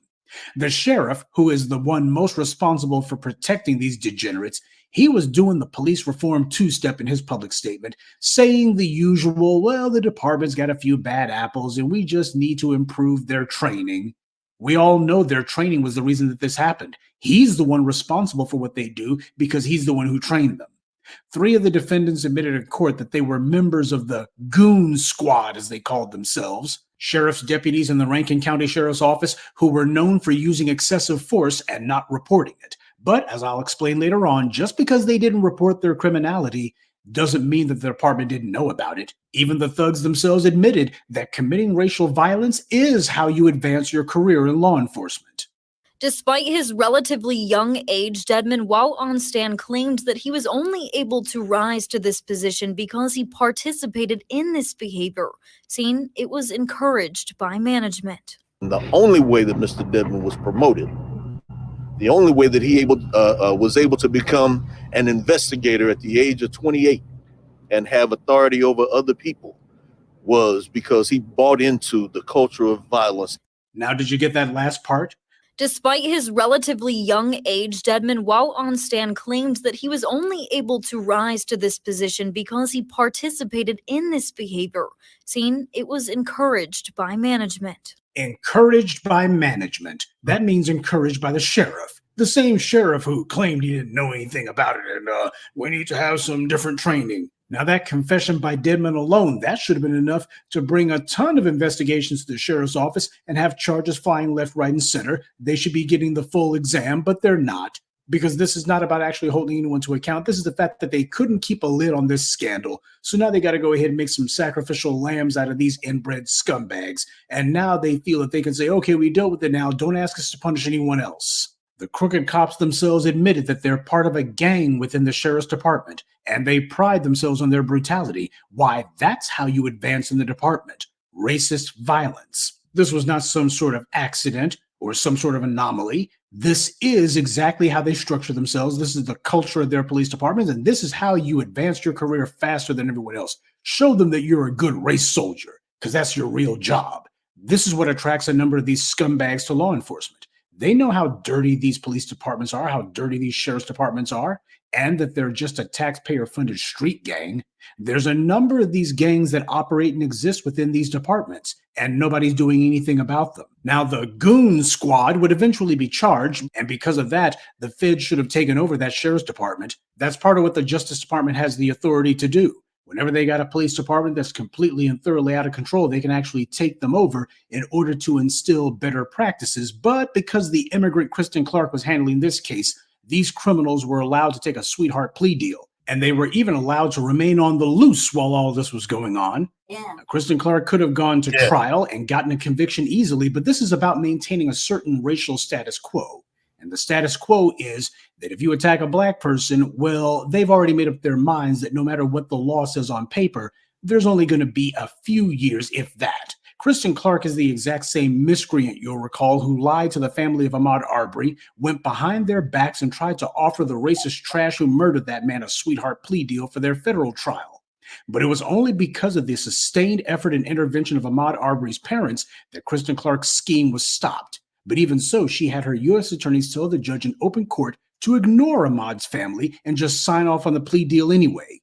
This is somebody who's acting as counsel for the defense, not as a prosecutor. Kristen Clark's plot failed in that instance, but it succeeded this time. That's because there was nobody to push back against her. These were hate crimes that these criminals committed. The racial slurs alone cement that one, but none of the pleas involved hate crimes. Did you notice that? This is a policy at work. When the victims are Black, you don't bring hate crimes charges. And you know that this is an open secret because of how consistently this happens across the board nationwide. But let's get one thing straight. CNN, the Caucasian Nazi network, is doing the usual white media interference for these thugs. The headline on this story falsely calls them rogue cops. Do you truly believe the sheriff and the police chief didn't know about these guys long before now? As you just heard a moment ago from one of these defendants, they already admitted that this is exactly how you rise through the ranks in the sheriff's department. This is not a matter of they don't know what's going on, just a matter of, well, you guys got to go ahead and take the fall for this one so you can protect the rest of the racist squad. The headline falsely calls them rogue cops, but this is nothing rogue about them. They are exactly the kind of trash the law enforcement looks for. Low IQ, degenerate mentality, and racist as hell. But you could tell the fix was in from the very start. Kristen Clark wanted to ensure that these criminals would get off light, so she offered them sweetheart plea deals which gave the judge cover to hand down light sentences. The judge gave Joshua Hartfield a mere 10-year sentence. Jeffrey Middleton was sentenced to 17 and a half years. Brett McAlpin was given 27 years. He was the one you'll recall whose so-called neighbor, he alleges, told him there were some niggers who were in a white woman's home. Christian Dedman was given 40 years. Prosecutors described him as the mafia don and the ringleader of this gang. But what about Hunter Elward, the thug who shot and tried to kill Mr. Jenkins? Yeah. He committed the worst offense, and the judge gave him a mere 20 years for it. That's not punishment. It's political theater, meant to pacify the public. Every day we're subjected to a new set of credible claims of police violence or arrest for violence or rape, or somebody's getting put on trial or cops are getting convicted. It never stops. When you have a constant string of these incidents, you have to admit the dirty cops are not some wild exception to the rule. They are the rule. But even after sentencing, you can already tell that the groundwork's being laid for these guys to be getting out early for good behavior or otherwise to get their sentences reduced on appeal. Because at sentencing, the criminals were doing the usual play acting. Oh, we're going to show some phony remorse is what the police always do whenever they get held to account, pretending to be sorry. The lawyer for one of these thugs, Opdyke in this case, was claiming that Opdyke had been abandoned by both his parents, but then he said that Opdyke had been raped by his own father until he was age 8. So which came first then? This is no excuse for his animalistic behavior. Did his father make him a racist too? By the way, according to white media reports, Opdyke was the one who turned state's evidence for the feds, giving them the text messages from this goon squad's WhatsApp group chat. Opdyke was given a 17-year sentence for his crimes, though the judge did say that he has to attend anger management. I'm not making that up. The judge actually said that at sentencing. His behavior was not the result of an inability to control his temper. It's because these white supremacists are pure evil, and there's no anger management course or drug treatment course in the universe that can change that. Right. As I've always told you, white supremacists cannot be reformed or rehabilitated or changed. They can only be punished. While we can be disgusted by what these Mississippi inbreds did, we can't be surprised. I told you about how in Louisiana and Baton Rouge you had the so-called Brave Cave, which was the secret location where the Baton Rouge police would take Black citizens to torture them. And of course you had Ed Burge and that gang of degenerates in Chicago. They had locations all over town where they had their little torture chambers. How can this be true? I mean, you have liars like Heather McDonald, who's employed by the Manhattan Institute, the same white supremacist apparatus that Christopher Rufo is employed by. She wrote a fiction book called The War on Cops, where she made a mountain of false claims and invented phony statistics out of thin air to try to prove the police aren't a racist street gang. But reality just keeps insisting on encroaching on her lies. Every time these liars try to say the cops don't do these kind of things, they're always interrupted by the latest example of unspeakable depravity by the thugs in blue. So time and again, we see that the police are a taxpayer-funded street gang. Why are they not being treated like it? They commit crimes constantly, and the people who defend them and run interference for them, it's not because they don't know any better. Heather McDonald knows what she's saying is a pack of lies, same way Christopher Rufo admitted that his hysteria over critical race theory was phony and lies. The purpose of these mouthpieces for the white right is to push a line of rhetoric and try to use it to advance an anti-Black agenda. If they told the truth, they'd be out of business. This is about preserving the status quo of white power. And as a wise man once said, the only way to protect a lie is through the use of violence. Yep. And the only way to justify the violence is through the use of more lies. Yep. It's a vicious cycle, and one white power has used relentlessly. But as I alluded to earlier, you won't be surprised to find out that this isn't the first time the goon squad has been caught in the act. Prosecutors said that McAlpin inflicted trauma on the citizens of Rankin County for decades, and that they identified 9 incidents over the past 5 years alone in which he brutalized people with impunity. Dedmon was also sentenced on Wednesday on a different charge stemming from a December 2022 incident in which he tased a white man and fired a gun near his head to coerce a confession. That also was handled by the feds because the state authorities in Mississippi, they're part of the problem. As usual, though, without Black people putting a spotlight on these criminals in blue, that white man wouldn't have gotten justice at all. But this just goes to show that, as with every other case of police savagery, these creeps always have a ton of prior incidents against them. Nobody does anything about it, though. But we need to ask about the police chief and the DAs in that area in the past. Whenever you find this kind of racist barbarity, which is nationwide, you predictably also find that the authorities knew all about it. It's an open secret. These degenerates aren't flying under the radar. They're not acting in secret. They're doing it with the open and intentional collaboration of the police leadership, prosecutors, and judges. That's why I played that clip earlier. Oh, you want to advance in this sheriff's department? Well, you got to show that you're willing to commit racist violence. Do that, and not only will you not get fired, hell, that's the only way for you to advance in the department. People talk about hate crimes. What happened here was a hate crime. Every time the police attack a Black person, that is a hate crime. And just like with Daniel Pentalio and Derek Chauvin, these creeps have numerous prior complaints against them. The white media never leads with that, though. They don't tell you about that. They bury it somewhere in the story, if they report on it at all. When they report on some Black person who is falsely accused of something, or a Black person who's murdered by the police, the very first thing the white media mentions is if they had any previous scrapes with the law. And if they don't, as in the case of Philandro Castillo, Tamir Rice, and Elijah McClain, then the white media just moves on to another story. If you can't smear the Black victim, best not to just report on it at all. They're working in collusion with the thugs in blue, acting as their official PR mouthpiece. The record of complaints and prior disciplinary actions should be the first thing that gets mentioned whenever some cop is finally caught in the act. But the white media's job is to make sure that nobody connects those dots. Because when you keep reminding people that all these criminals have had numerous prior complaints, people begin demanding that they get punished before they kill or decide to carry out some act of depraved degeneracy. The public will begin to organize and start demanding laws with mandatory sentences for the thugs in blue, and if the legislators at the state level refuse to do it, then the people will organize themselves to push ballot initiatives. Now, this is the inevitability that the white media wants to hold off. And something else they don't want to talk about is for these racist sheriffs and police chiefs to be punished as well. Whenever their deputies do dirt, that falls on them. Team reflects leadership. This white neighbor who made the false police report to McAlpin that initiated this atrocity, that individual needs to be held accountable as well. This individual personally told the goon squad about these Black men, so this was someone who knew exactly what they were going to do. It's way past time that these racists who make these fraudulent calls to the cops get punished right alongside the thugs in blue that they love so much. But there's also another reason that these things happen, because too many Black people are only too eager to say that they forgive these racist punks. When the creep who shot Mr. Jenkins gave a phony apology, Mr. Jenkins reportedly nodded, and the other victim actually said, "We forgive you, man." Showing weakness in the face of white supremacy, that is how you encourage more white supremacist attacks. And for him to say, "We forgive you, man," the other guy didn't say anything, but he still said "we," so I guess that he was speaking for both of them.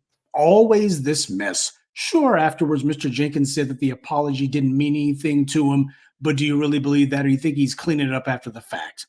The lesson this teaches us is that as Black people, we more than anyone else have not only a right, but a duty to be ready to protect ourselves from the thugs in blue.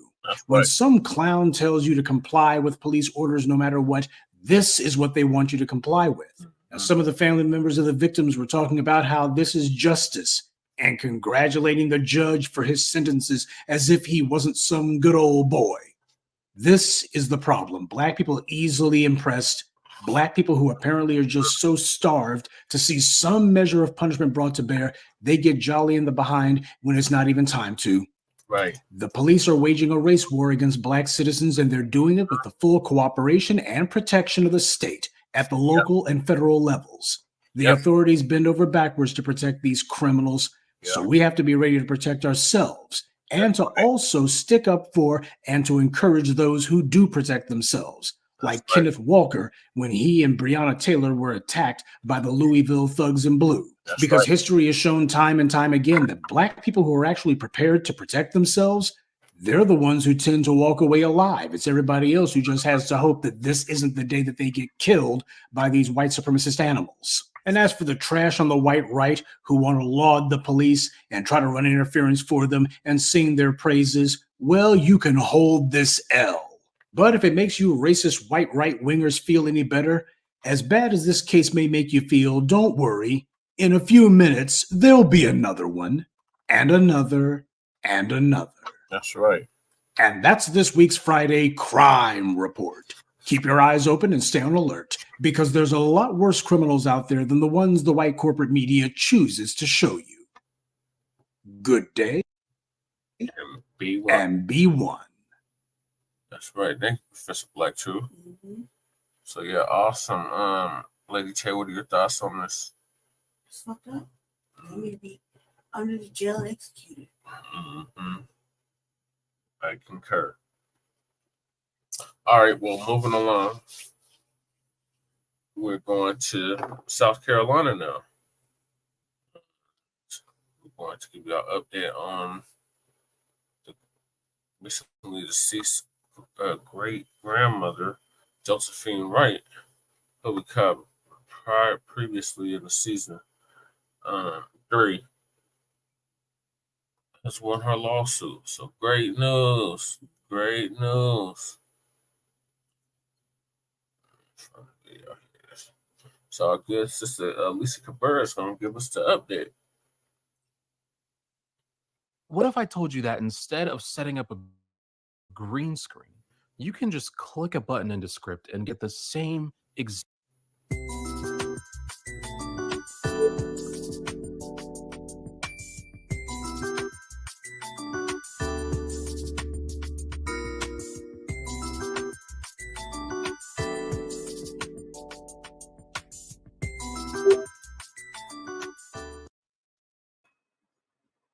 Ladies and gentlemen, Josephine Wright, this woman that spent the last part of her life fighting a development company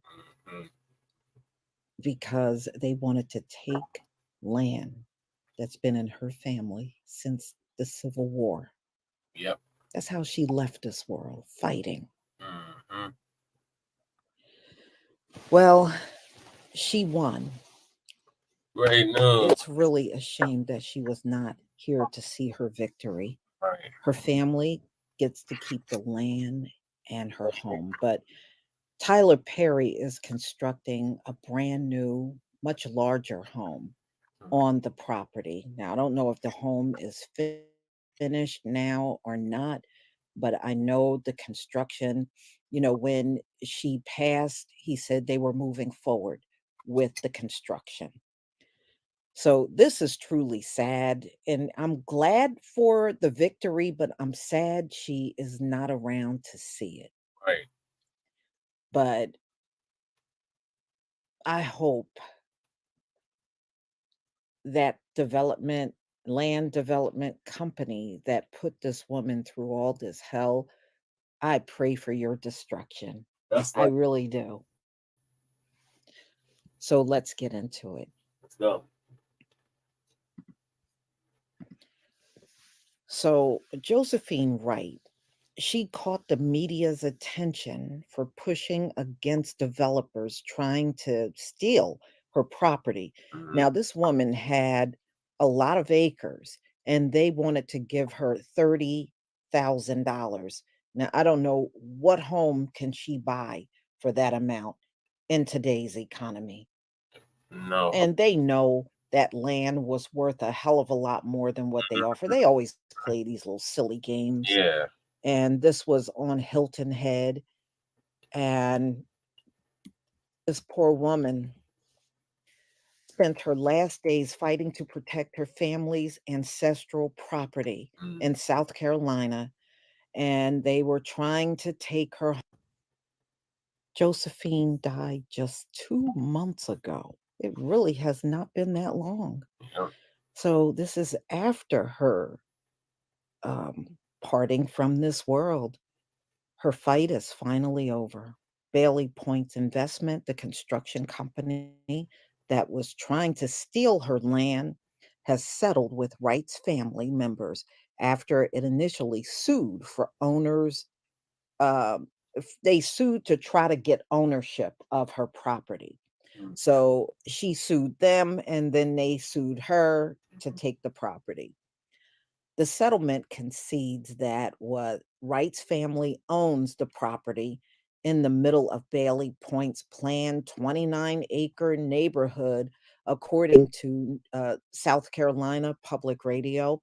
The company cannot contact Wright's family about purchasing the land, and there will be privacy fences erected between Wright's family land and the new construction. Why couldn't you just do that in the first place? Right. You knew this woman didn't want to sell. Mm-hmm. When she told you from the jump, she did not want to sell. You could have came up with that idea then. You could have put the private fence, between whatever 29 acres they have and her property. But instead of doing that, you put this woman through all kinds of unnecessary hell.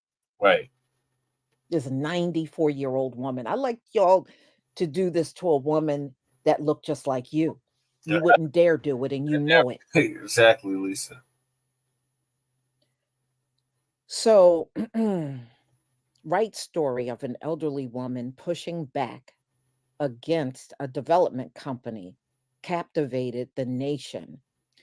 And it was an outcry from people such as Tyler Perry, who promised to build Wright a new house, from people, and also Snoop Dogg, Kyrie Irving, both donated $10,000 and $40,000 in a GoFundMe that was set up for her, and they were able to get $350,000.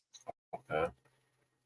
Wright, who survived by 4 children, 40 grandchildren, dozens of great-great-grandchildren, and her late husband, Samuel Wright Jr., moved from New York City to Hilton Head Island some 30 years ago, seeking a place of peace and tranquility. Jonesville, the neighborhood into which they moved, was named after Caesar Jones, a Black Civil War veteran and formerly enslaved man who had bought property in the area immediately after the Civil War. Wright's family, who were Gullah Geechee, has owned 1.8 acres of land on the island since around that time. Following the Civil War, Gullah Geechee people living on Hilton Head owned the majority of the land. By 1880, Hilton Head was about 98% Black. Now Hilton Head is about 77% white. And that's because they've been taking land from the Gullah Geechee now for a few decades. They've been stealing their lands. Mm-hmm. And, and putting all these new developments on there, and they know the people there can't afford that. They can't afford these prices for these new homes. Gullah Geechee land ownership in Hilton Head has decreased by 70% since 1995, according to Greenville News, with descendants only owning 8% of the island. Wow. They went from owning the Gullah Geechee, went from owning 98% of Hilton Head Island. Now they only got 8%. That's crazy. That's crazy. That's crazy. By 2022, Bailey Point received town approval to build in a new neighborhood. But you notice, just like I told y'all before, if you see melanated people there, that's where they decide they want to build. They never uproot their own people, just us. That's us. So they were trying to construct 147 housing units, which would surround Wright's property. The company propositioned Wright to buy her land, but she refused. And yeah, they didn't offer her no good money anyway. She couldn't go nowhere and purchase another home on the money they offered. Last February, it filed a lawsuit against her, alleging that Wright's home encroached on its land. The town refused to issue a certificate of compliance to Bailey Point until it reached an agreement with Wright. After refusing to sell, Wright experienced bullying, intimidation, and harassment. Yeah, the things they've been doing for 400 years. That's what she experienced. They were littering on her home, all over her property, cutting her shrubs, and just doing anything they can that they thought, she would. Meet Renewal by Andersen, a full-service window and door installer that offers amazing designs, customizable features, and energy-efficient materials. Get beautifully crafted windows and doors installed by certified master installers. The process is stress-free from start to finish and can be installed in as little as 1 would fold and give in to them, but she didn't. She didn't. Said the company even tried to go around her by negotiating with other family members. They want this whole thing, Wright told the Island Packet last year. I guess that's their newspaper, the Island Packet. I made a little joke. I said to one of my children, maybe I better watch where I'm going. Who knows what could happen to a little old lady? Well, that's not a joke. That's actually very serious, especially when you see them harassing you. So in the place of historic Gullah Geechee homes, ancestral sites, and sacred spaces, such as burial grounds, are now golf courses. Yeah, well, that's what they did to all the slave cemeteries. It should be a lot of slave cemeteries in this country, by the way.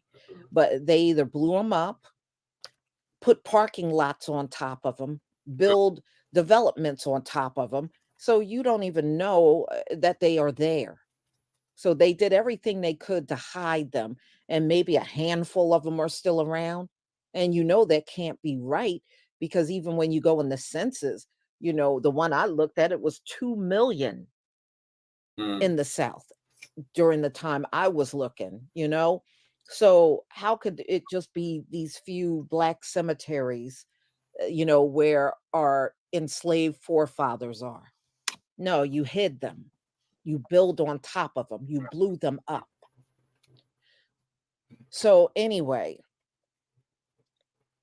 so she's saying that the ancestral burial sites are now golf courses, condos, country clubs, most of which are frequented by wealthy white retirees.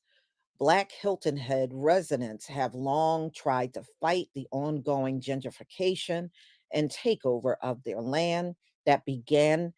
They said it began back in 1957 when them folks start taking over the island. 1957 with the opening of Sea Pines, 5,200 acre gated community which oversees 4 golf courses. Mm. So that's when they first started stealing Mm. land from these Gullah Geechee people that have been there Yep. since the Civil War. Yep. I'm not surprised. I'm not surprised either. Wright spent the last year of her life on the offense, fighting to maintain her home. Now her family inherits her land, but not the battle to keep it. So, under the newly created Josephine Wright Foundation, her relatives plan to help others in similar situations. Yeah, I mean, that's a really good thing to do. Yeah. Y'all gonna have to tell me what you think about this story. I'm glad it's a victory, Right.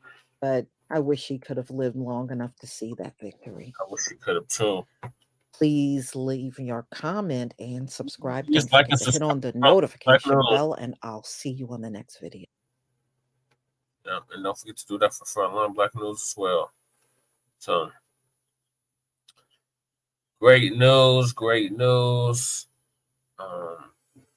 The family of Josephine Wright has won their lawsuit over their Black ancestral land, meaning the Gullah Geechee land in South Carolina.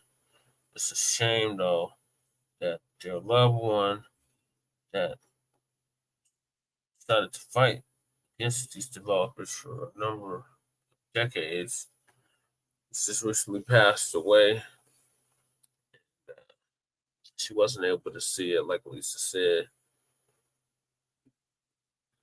But yeah, I'm happy for the family in this regard. And it's a victory. Definitely a victory. So moving along, this is gonna press for time a little bit. We got the NAACP Image Awards are no prize. So Professor Blacc too's gonna give us an update on that. Family and fellow soldiers, I'm the professor, and this is the moment of truth. You know, it's about that time of year again where you got some of these Negroes trying to pretend as if they're attached to the white media. Oh, they just can't help themselves. The NAACP Image Awards, more like the Image Distortion Awards. Yep. And who was in attendance for this jamboree of nothingness? The usual suspects. Usher was there, Taraji Henson was there, Fantasia was there, John Boyega, Octavia Spencer, Cheryl Lee Ralph, Kiki Palmer, who was thoughtful enough to wear her uncle's tuxedo to the event because the NAACP is all about intersectionalism and nothing else. In fact, intersectionalism and gender fluidity seem to be the theme for the evening. Also in attendance was one of the greatest living Black actresses of our time, Lisa Ann Walter. Nice to see the NAACP is trying to be inclusive of as many people as possible, because God knows Black folks get all the choice roles and Black people star in the majority of TV shows and movies, right? And while we're on the subject of non-Black attendees, what is this? Why, it's Idris Elba. He was at the NAACP Image Awards this year too. And isn't that just the fakest smile you've ever seen? I mean, he looks as if he's about to have a root canal. Now, this is the same Idris Elba you'll recall who not so long ago told everyone he didn't want to be called a Black actor. Remember that? Oh yeah, then people decided to tell him, you know, the only reason you even have a career is because Black people supported you precisely because you're a Black actor. And all of a sudden, well, that wasn't exactly what I meant. No, that was exactly what he meant. And yet, Mr. I don't want to be a Black actor made it a point to attend the NAACP Image Awards. I'm sure it was some of his white media handlers, some of those good folks in Tinseltown that he answers to, that told him he needs to go ahead and do this, try to do some sort of pathetic fig leaf to the Black community, see if anyone's fooled. But he's in good company. He doesn't want to be called Black, and neither does the NAACP. For at least the last 3 generations, most likely longer than that, the NAACP has been desperately chasing white social acceptance. And that's the reason why they've made it a point to water down what little message they may have had so that it would be more palatable to terrorist organizations like the white media. And at what point did they gain this white media acceptance they've been trying to crave? Because when you look at the white media's coverage of the NAACP and of its Image Awards, why the white media doesn't use words like controversial or divisive. And they also don't make it a point to try to marginalize them or to downplay them. Not that they make a big deal about them, but for the most part, they treat the NAACP Image Awards as, well, it's an awards show. The NAACP is supposed to be a civil rights organization, or at least they used to be, a very long time ago. Now they're just the world's worst social club. They want corporate sponsorship, and this is part of how they intend to get it. Oh, come see the NAACP Image Awards, where the stars come out. How exactly did they go about gaining that white social media acceptance they wanted? They did it the way that everybody does, by ignoring black people. The NAACP has been trying to discard itself of being black, and they've been successful at it. Instead of promoting and being champions for our advancement, you know, it's in the name of their organization. Instead, they're trying to be just a watered-down, lukewarm, general, quote-unquote, civil rights organization. Nothing specific, mind you, and certainly not just sticking up for black people. They've just gone overboard trying to be the champions for whatever the Democrats or the white left tells them is the important issue of the day, important being something that's irrelevant to black people. Things like abortion, as if black people need to be aborting more babies. Things like the LGBT movement, and other things like immigration. Completely ignoring the fact that many of the worst anti-black racists have come from abroad, from countries that have practiced centuries-long anti-black racism that they bring to the U.S. They've made it a point to stick up for everybody and everything except us, and that's deliberate. This is part of how the NAACP has long been trying to pivot to get the kind of social acceptance and the kind of donor dollars that they see a lot of these white organizations get. The NAACP would love to go ahead and divest itself of blackness. Oh yeah, we're black only by tradition, but you know, for the most part, everybody is welcome to have the NAACP speak up for them. And why? We'll go ahead and tell you that Dr. King had something to do with transgender bathrooms. And when you're talking about people illegally entering the United States, we'll tell them that this is exactly what Dr. King wanted. That's what their job is now. If you're some self-interested group of political ideologues who are desperately hoping to lend the good offices of the Black American struggle to your own pet issues, why, the NAACP is your one-stop shop for compliant mouthpieces who will gladly claim that everybody's issues are somehow analogous to the civil rights movement, or if you make them a big enough donation, or if you cake off some of the NAACP's leaders good enough, why, they'll claim that your pet issue is somehow directly linked to the civil rights movement. That's what these guys have been doing. They've been profaning the virtuous struggle of the 60s and prostituting themselves to whomever. This brings us back to the NAACP Image Awards. Speaking of which, notice how almost half the names I listed earlier were of immigrants, people who have literally made careers out of portraying themselves as us. The white woman I mentioned, Lisa Walter, she's on that show Abbott Elementary, which was created by and starring an immigrant. See, it matters who makes the media content that you watch. It matters who you give your time and your money to. It matters what they believe. Because if you're not careful, you'll find yourself making excuses for your own marginalization. You'll allow yourself to be conditioned to become a mere spectator in what's supposed to be your own story. You know, Malcolm X talked about that. About the evil, seductive power of the white media, how everything in the society, from movies to comic books, are all portrayed in a way with the idea of convincing you that you're not oppressed. Presenting images and narratives of black people who are in the society and otherwise getting along with everyone. That's a dangerous lie that you can't afford. And when Hollywood couldn't find sufficient FBA actors to do these roles, they outsourced them. There's a serious argument to be made for cultural proprietorship. When everyone else makes something, it belongs to that group. It's private property. You would never have a situation where black people would be allowed to claim any sort of ownership or to have anything to do with karate, kung fu, or even other Asian cultural artifacts such as manga and anime. You would never have black people even allowed to say that we had anything to do with that, even though a number of those animes and mangas and movies and such have been heavily influenced by black American culture. When non-black groups create something, it's theirs, and that's respected. But when black people make something, it's always community property. It belongs to everyone. And everybody then immediately turns around and claims it and tells us that we didn't have anything to do with it and that whatever we make is inferior. The NAACP has not merely been negligent in their duties, they have abandoned them. Black people are being murdered with impunity. We're being subjected to a genocide by way of resource deprivation. The infant and maternal mortality rates in the Black community are off the charts, but you wouldn't know it judging by the words or the actions of the NAACP.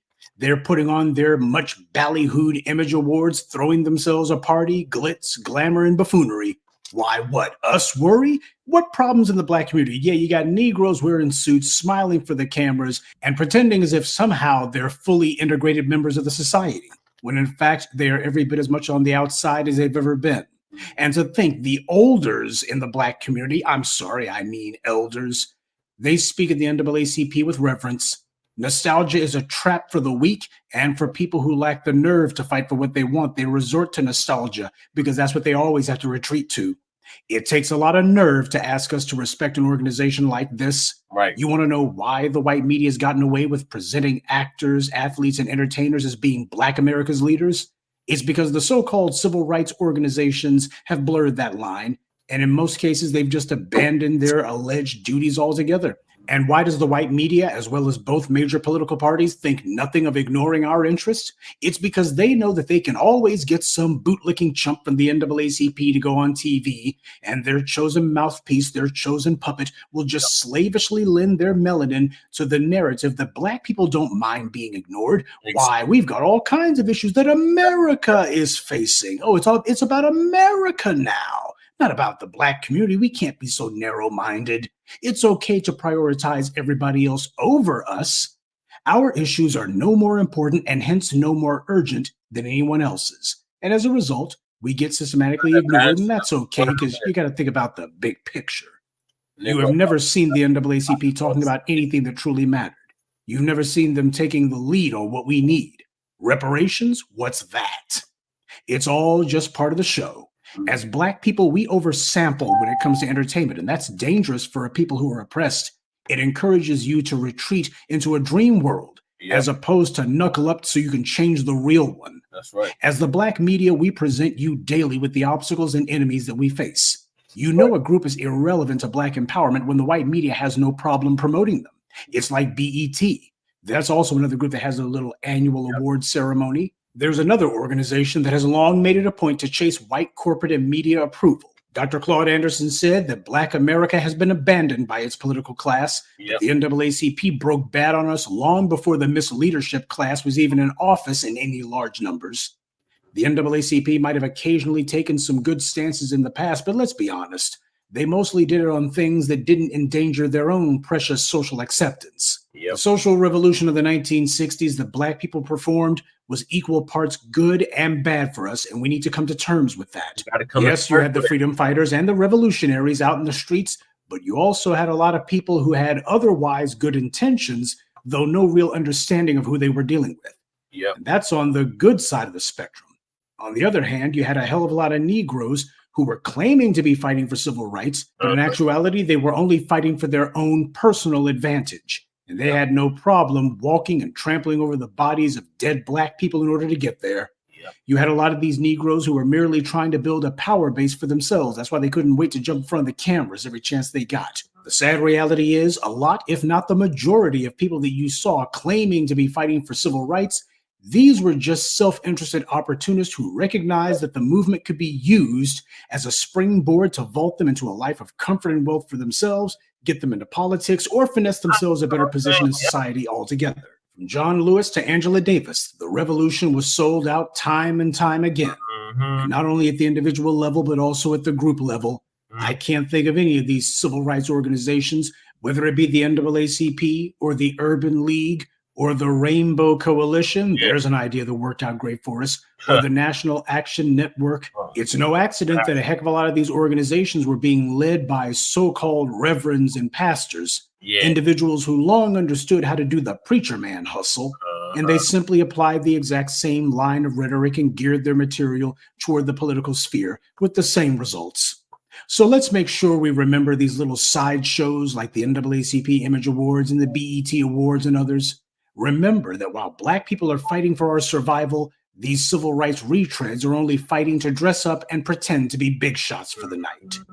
And that is nothing to celebrate. Right. Good day and be one.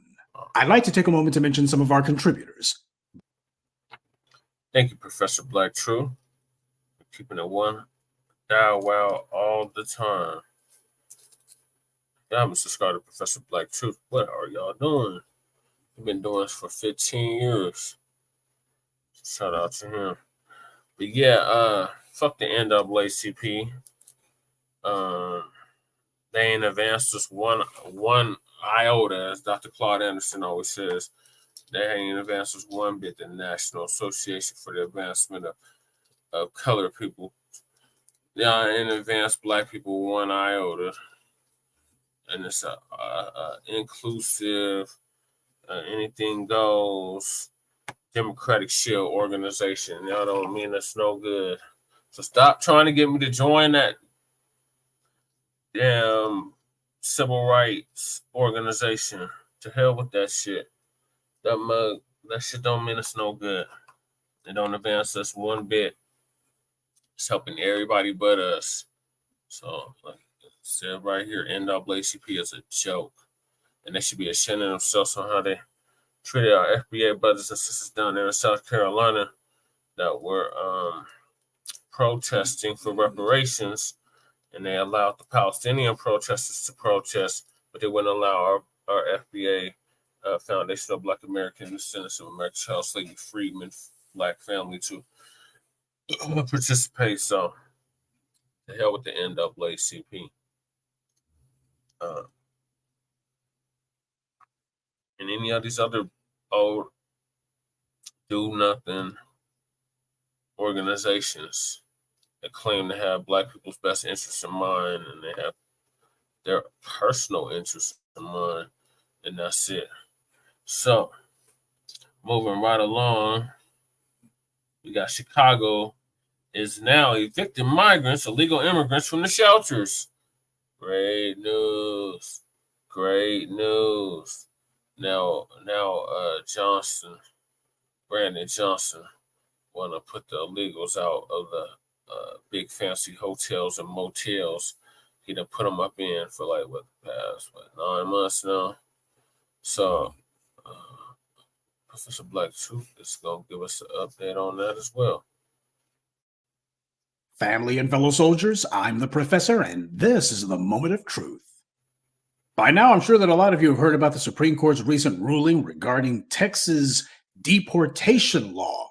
We're going to get to that in a minute, but there's also some other news in the world of illegal immigration that I want to talk about. I'm sure that some of you have also seen that Chicago, of all places, has been, at least as the headlines from the white media have been saying, they've been evicting migrants from shelters.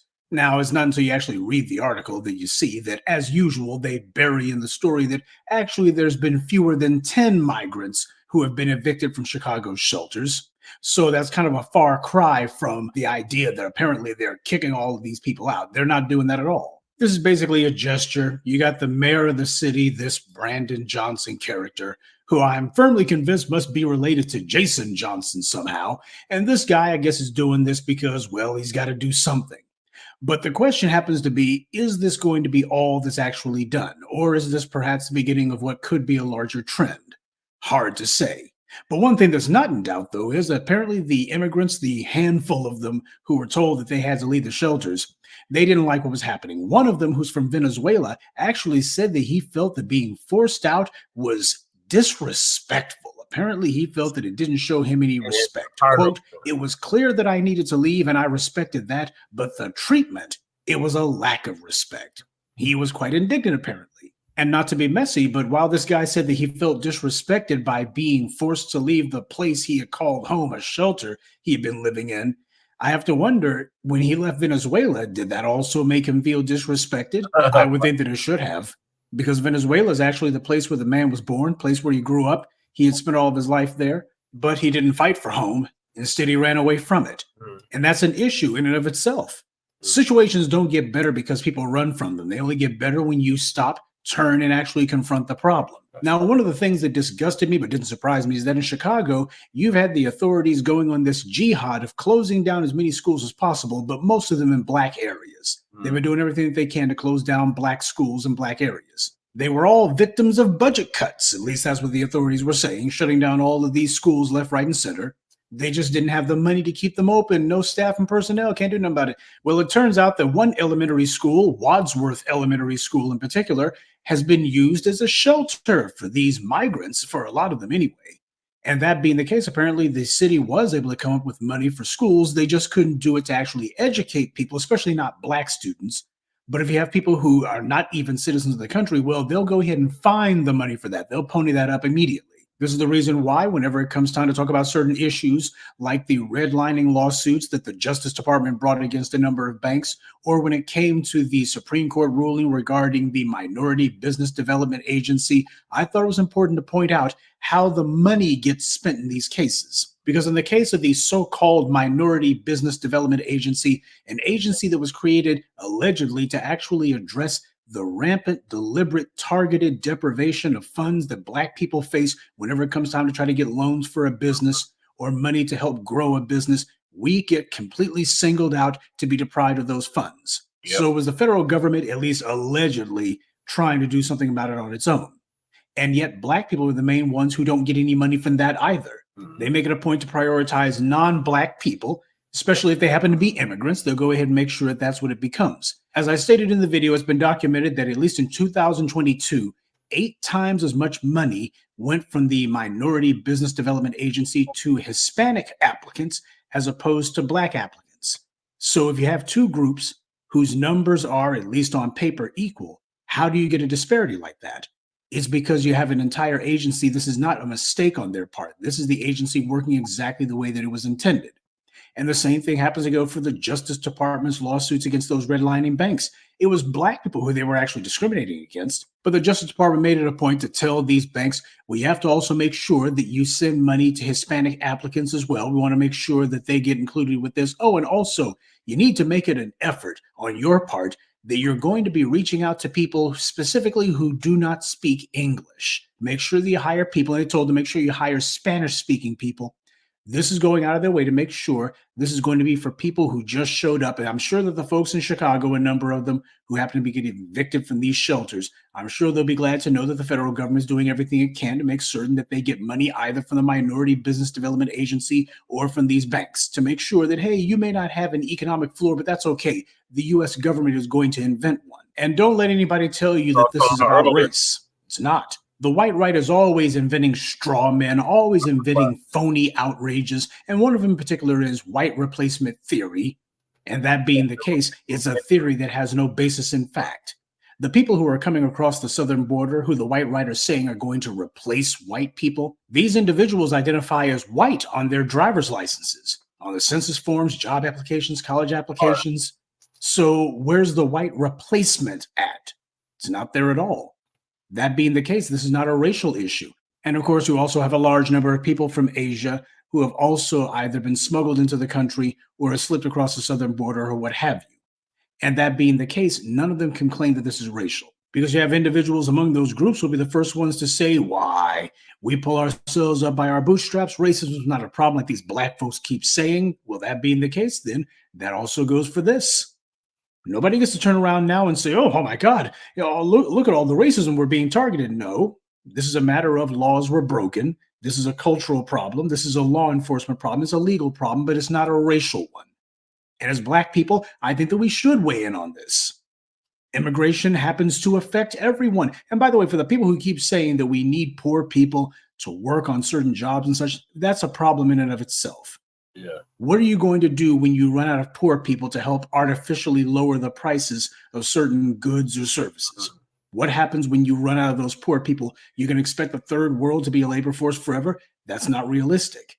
But apparently, especially for good white liberals, they think that it sounds virtuous to say that. So basically what they're saying is it's a moral position that the country, the United States, should always count on having poor people to do the kind of jobs that white leftists think are important, but apparently not important enough for them to either do themselves or to actually pay an adequate wage that would attract people to it. Well, Black people are not at all enthused about any of this.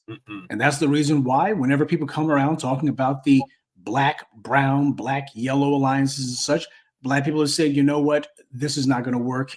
We've been dancing by ourselves and our feet have gotten very tired. Yep. So that being the case, everybody's going to have to stand on their own, and they'll have to stand based on the positions that they've taken. See, we're going into an election cycle. And in places, especially like New York and Chicago, you've had Black residents who have made it very clear that the massive influxes of migrants have had a deleterious effect on the Black community, and has been for a few generations now.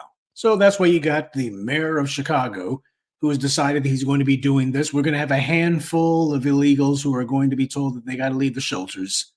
Okay, and then what? What's going to be the next step? The next step, go and vote for Joe Biden. See, we're addressing your concerns. You know, if somebody actually wants to convince the Black community that something's being done about illegal immigration, you're going to have to do a heck of a lot better than just a handful of people who are moved out of one shelter in the Windy City. This political theater is not going to fool anyone. And speaking of fools, in related news, everything's bigger in Texas, including the stupidity. Governor Abbott is proof of that. Well, apparently they've been successful at the Supreme Court, which everybody knew that they would be. The far right-leaning Supreme Court would rubber stamp whatever it is that these right-wing nuts want to do. Yeah. In this case, Texas passed a statewide law saying basically the cops can go ahead and throw people out of the state themselves. They can basically do the job that ordinarily would be passed on to the feds. And truth be told, it's hard to see how they don't have anything to stand on. If you said no to it, well, what would you say if somebody happens to be in the country illegally? We can't do anything at all. We can't even arrest you. No, they say that people can be arrested even if it's not the feds who do it. But what they were talking about is they don't want any sort of mass policy taking place at the state level. Well, putting aside the asinine behavior of Greg Abbott and moron DeSantis and the rest of these right-wing nuts who are trying to use illegal immigration, at least pretending as if they want to actually do something about it, if you haven't heard my particular spiel on this, here's the Reader's Digest version.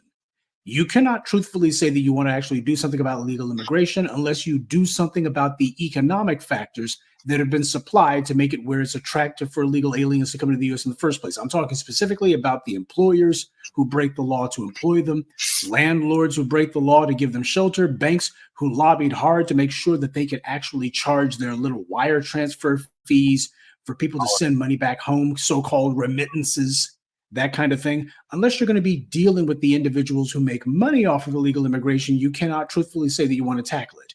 And at no point have the Republicans ever said, we're going to criminalize all of these businesses. We're going to go after them. We're going to make sure they get the hardest time there is. See, while moron DeSantis and others are trying to pass laws to criminalize talking about slavery in schools, they pretend as if we're going to send some illegals to New York or Chicago. That will show those liberals. And of course, their base, who always get a sugar rush out of anything that they think is insulting the Black community, it goes right over their empty heads.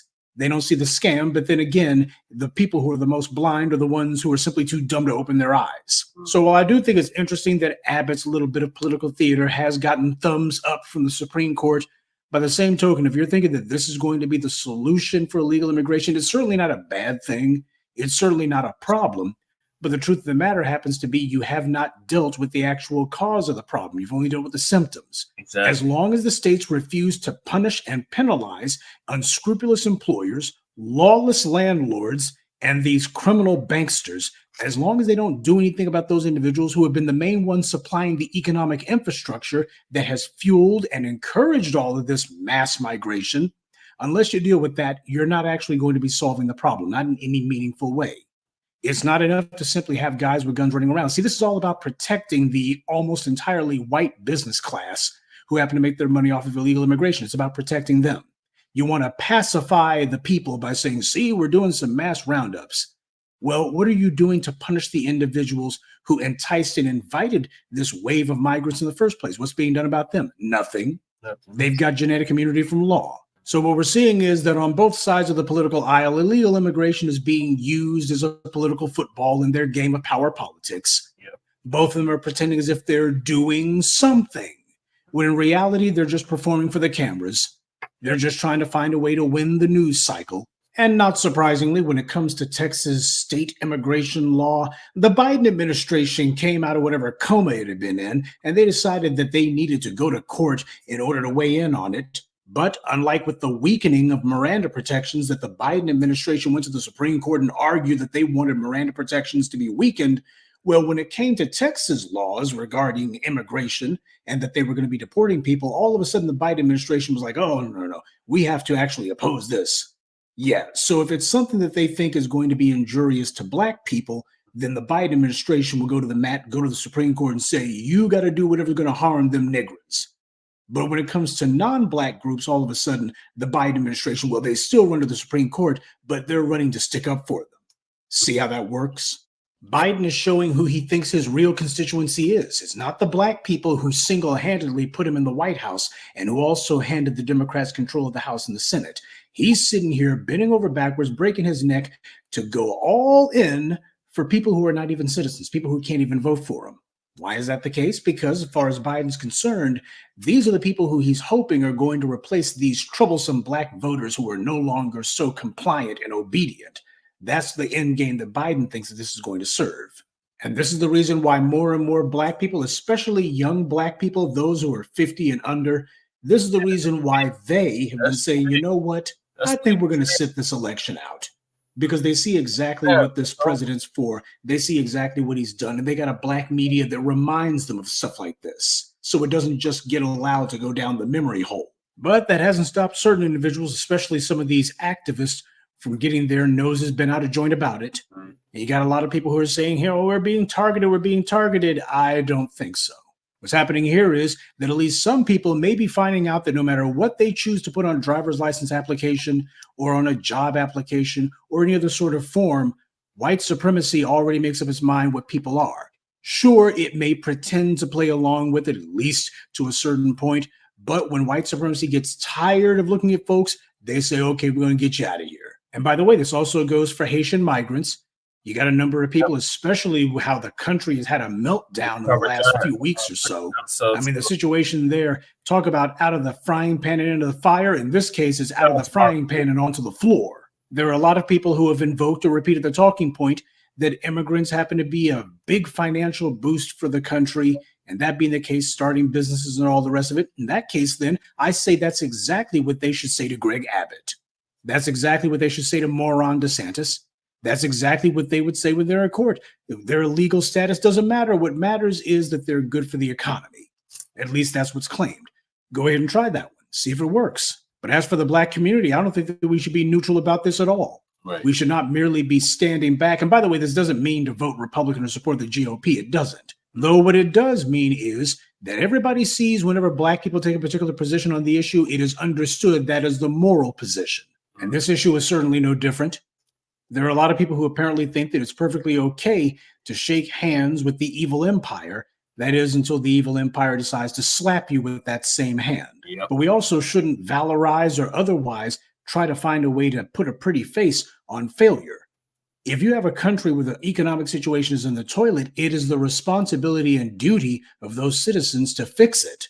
Because when you look at what's going on right now with a lot of this mass migration, what you're seeing is the direct effect of what happens when situations are in poor shape, but people don't take responsibility for it. What happens is you get roving bands of gangs in Haiti. You get out of control gangs in El Salvador until you had that president down there who decided to build the world's largest prison. And he decided, well, if I go ahead and just arrest everybody, I'll certainly get them. And he did. Sure, his measures were draconian, but they worked. But if you happen to have a situation where the political leadership has thoroughly and completely abandoned the people, you don't run from it. If it's home, you stand and you fight for your home. And if my saying that happens to offend someone, then my question would be, why are you not even more offended about not standing and fighting for home, not standing and fighting for what's yours? Right. When do people stop running from problems and finally face them? Well, apparently not on their own. So that being the case, I have no problem letting events play out, but I would say let's also make sure we understand we don't have any friends here. Right. What we're doing is putting pressure on the situation by not allowing people to use us as some sort of moral foil that they can hide behind and say, see, the Negroes, they were saying we're all in this together. No. You're in this by yourself. Yep. If white supremacy is coming for you, make sure you show them the driver's license. You know, the one that you put on there that you're white. And then after that, be sure to show the job application where you marked white on that one as well. Yep. And the reason why is white supremacy is not blind. It can see this stuff. And if somebody thinks that merely marking something on a driver's license changes anything, you might want to ask Tiger Woods, how did that work out for him? Mm-hmm. Good day and be one. I'd like to take a moment to mention some of our contributors. Jerome Simmons, Yep, for sure. Yeah, he did find out the hard way. Professor Blacc Tiger Woods. He definitely got his nigga wake up call. And so did Coon Mammy Coon just Owens. And apparently Jaguar as well. Jaguar Wright. Jay was talking about her earlier. But yeah. It's about time, Chicago. About motherfucking time. Y'all need to recall Johnson too. He needs to go. Yeah, get the motherfuckers out the shelters. You should have been housing Black unhoused in the shelters prior to the illegals arriving. Priorities all fucked up, Democrats. These are all Democratic states and cities that we are showcasing tonight. And it is horrible to Black families. So, moving right along down to the last two topics of the night. And that is Newsweek and legacy media can't stop covering Black Americans' steady exit from the Democratic Party. Then we got National Monument honoring enslaved Black people set to open soon, a landmark tribute. So, all right, so Uncle Phil gonna give us the update. No one comes to the Father except through me. That's amazing. That's the most. Well, tonight on the podcast, ladies and gentlemen, you know, we've been talking about the Black community and how we are walking away from the Democrat Party, and even the mainstream media is finally starting to admit everything we've been saying. See, let me tell y'all something. When you listen to platforms like ours, you are ahead of the curve because we got the pulse and we know what's going on with the Black community. So let's check out, look at this headline. Black voters may be abandoning the Democrats, but they'll never become Republicans. And we want to get into this and a couple other things we need to get into this evening. So they admit that the Democrat Party has been gradually losing support among the Black community over recent years. They say a trend that has garnered no small level of attention in the political sphere. To say Black, and I don't know why they include Hispanics in this. Let me tell you something. Hispanics split vote. They don't vote in a block. So they should never be included in the conversation with Black people the way we vote, because they don't vote 80, 90% Democrat. They don't. Right. Now they said that Black people for sure, and I'm only gonna keep it on us, they say have grown even more disenchanted with the party over the past 6 decades. According to Gallup, it said many have been pointing to a racial realignment in which I don't like the term minorities. Y'all know I hate that term. Yeah, I hate it. Where they claiming minorities are growing less loyal to the Democrats who have enjoyed a majority of their votes for years. There's several other polls that have confirmed that this paradigm shift remains in full swing as non-whites gradually veer away from the party they called home. It said development could and has elicited speculation that the Republican Party will earn a bigger share of these voters. Yet, while the GOP will undoubtedly pick up a higher percentage than it has in the past, that doesn't mean the exodus to the party of Lincoln is in the offing, especially when it concerns Black Americans. Now, let me tell you something about that. I do not expect Black America to go vote Republican at 80%. I do expect Black Americans to vote at a higher numbers this time, more so for Trump, not for Republicans, but more so for Trump. I will say the other majority that probably would have voted for Democrats is going to choose the couch. I'm just being real here. And of course, you're going to have some people that just die hard Democrats. We know the older folks. Well, I'm just keeping it real. So if you see the Black vote high for Democrats, remember that doesn't count registered voters. It's only counting people who voted in the election. It doesn't count the couch people, right? So that's kind of what I see. But I think that Trump will get a higher percentage this time than what he got the last time of voters. But I think the percentage of couch members versus Trump voters is going to be probably a little bit higher than the other. But to me, either or is fine, because if you choose the couch, Democrats don't win. You choose Trump, Democrats don't win. So that's why I met with it. Now, they continue to say there's no denying that Republicans now have even more of an opportunity to court Black Americans as they do with other demographics, but the GOP does not seem interested. Well, that's not true, because Trump himself made a whole appeal that was never shown on TV, but it was definitely put out on the internet, and we covered it here on this podcast. Yep. Trump actually was talking more sense than even Biden says at all. Biden in the State of the Union didn't even address Black Americans. We are not nothing but a person to come vote for him.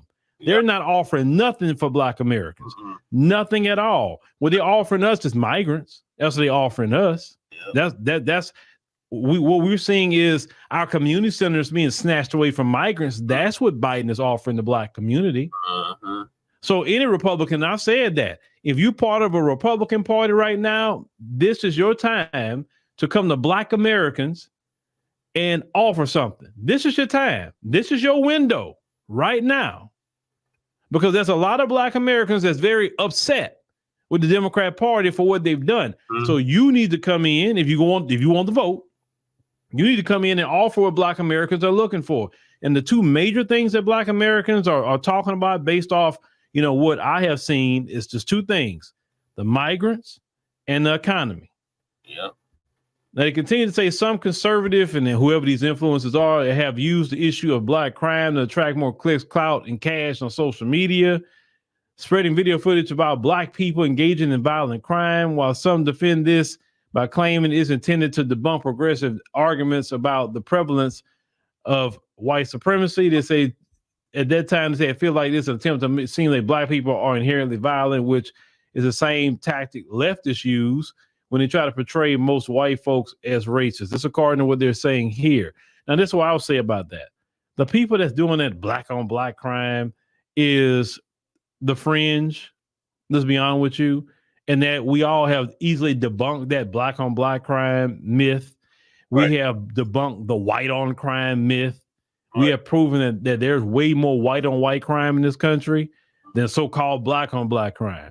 We also proved by statistics that whatever you live at, if you live in a Black neighborhood, the majority of criminals are going to be Black. You live in a white neighborhood, Hispanic neighborhood, whatever, the majority of criminals are going to be the people who are in the majority. We also proved that the majority of criminals do things to their own communities that they live in, not the other way around. We already proved it. That's why we don't discuss that anymore. It's even a waste of time to even bring this up.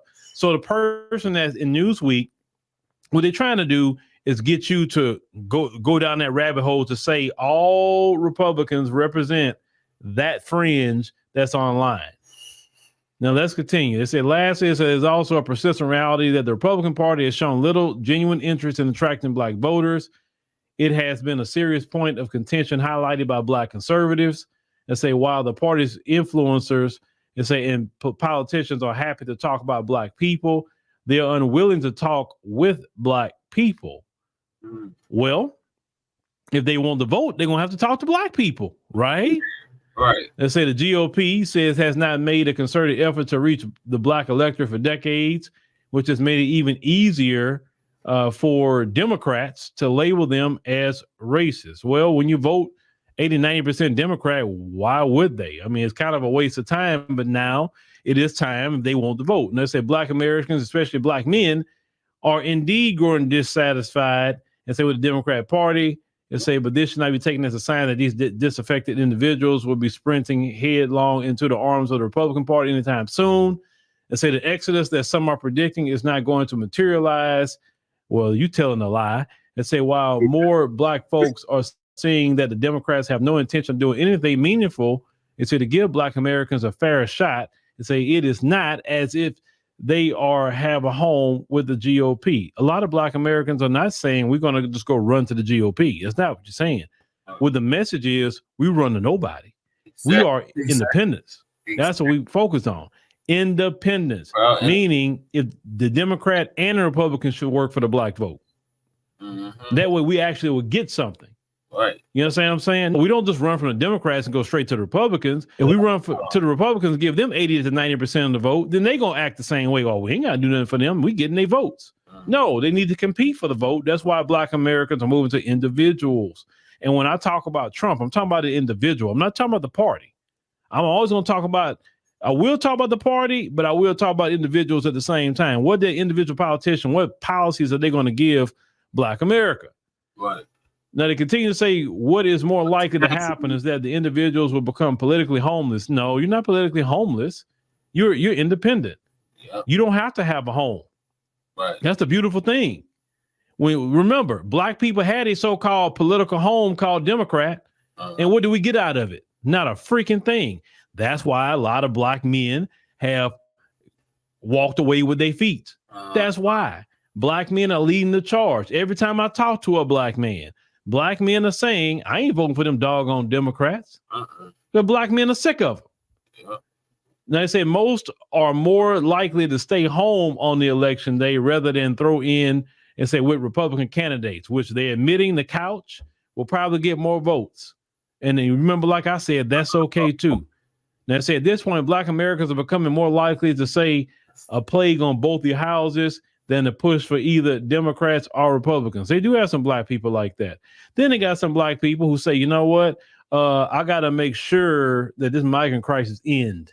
I got to make sure of it because I'm sick of it, especially if you live in Chicago, especially if you live in New York, if you live in Denver, if you live in Boston, just to name a few.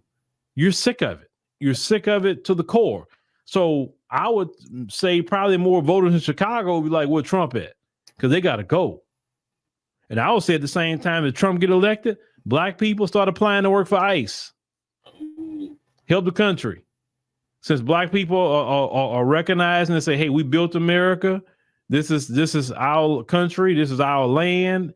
Then you can participate in removing people out the country that don't need to be here because they came in through means they shouldn't have by a president who is more dedicated to foreign nationals than the American people. So sign up to work for ICE, sign up to work for Border Patrol. They don't have a whole lot of Black people working those jobs. Sign up, right? The Democrats, where they say they believe in diversity and inclusion, well, Black people need to sign up for those jobs. Well, let me play a video of another reason why a lot of Black Americans are walking away from the Democrat Party, because this, what I'm about to play for you, is utterly ridiculous. It's good to be an illegal immigrant. At first, I thought this was a joke because of the headline up there at the top where it says NTD. So I then went back and researched it, and I found 4 more articles from reputable sources. It's not a joke. Biden has told banks not to reject illegal immigrants. It's right there, title, illegal immigrants, their loan applications. So the rest of us who are, struggling to keep the roof on, keep the roof over our heads, the lights on, the water going, are going to be footing that bill. I guarantee it. And the people that can't nowadays, because everything's so skyrocketing high, they just want to live, the so-called American dream, can't. And they're here legally. Yeah. Or born here. You know what I'm talking about. They get denied a loan left and right. But an illegal immigrant who has not put 1 cent towards the system is going to get a loan. It would be easier for me to renounce my citizenship, go to their country, walk back, and I could get all the same shit I have now.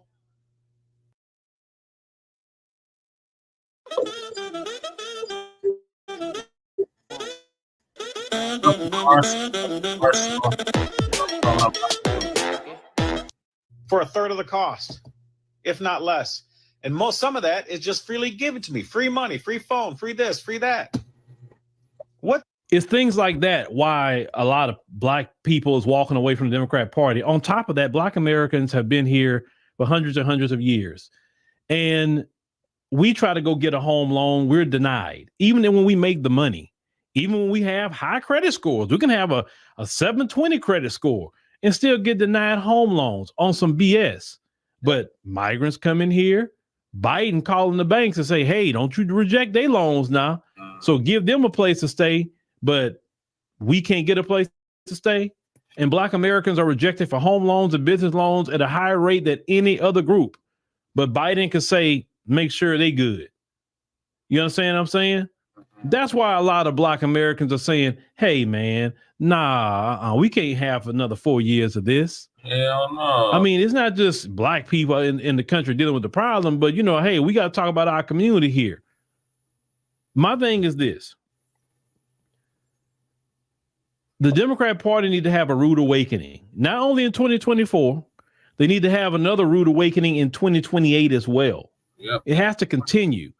In order for Black people to really make them understand that we mean business, we got to do this for at least 3 to 4 election cycles. Yep. We got to say, nope, we're not fooling with you. Nope, it's not happening because you think we playing. And then 2028 come, and then you let them know, oh, you still playing this game with us? You still bringing in rappers to talk about Black people?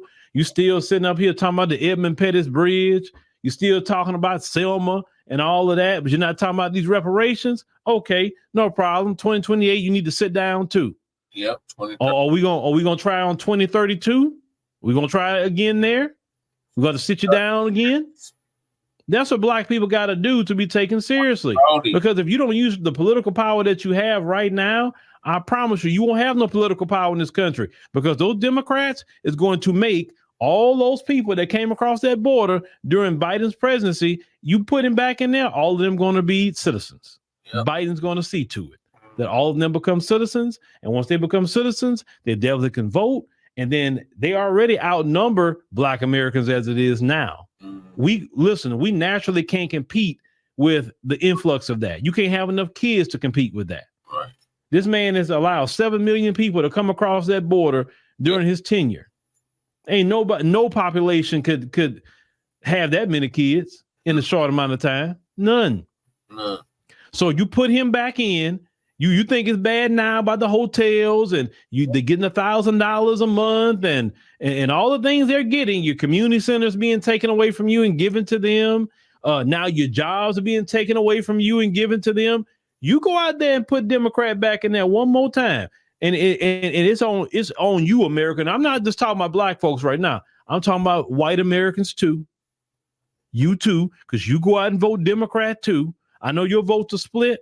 And at times you may vote more Republican, but I'm talking to you too, because you go out there and vote Democrat. But then now in these Democrat cities, some of you complaining. You complaining because that's what you voted for. You voted for it. Yeah.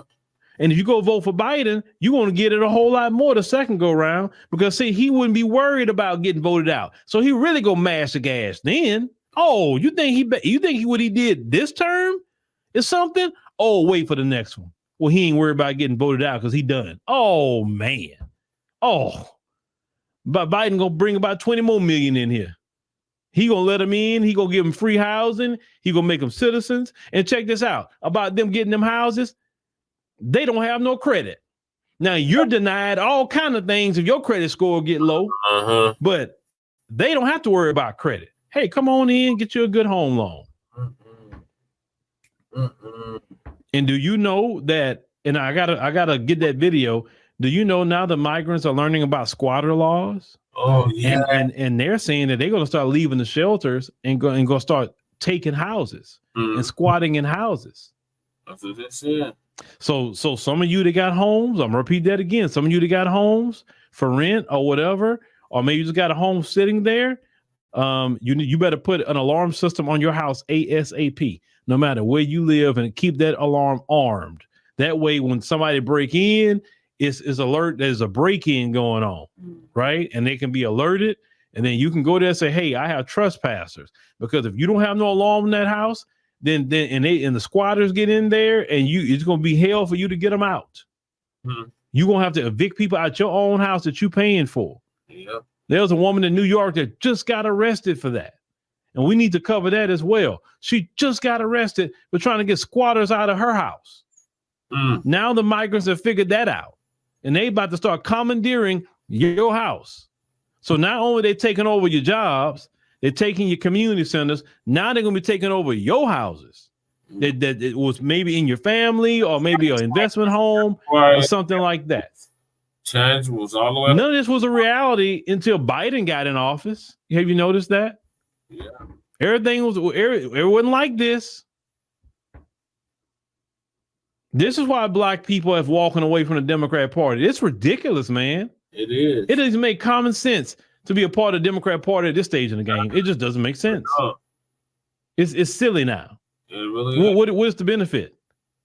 Unless you're a person that's want to traffic in migrants, unless you're a person that wanted to get very, very, very cheap labor and get away with it, unless you're that kind of person, yeah, that's great for you.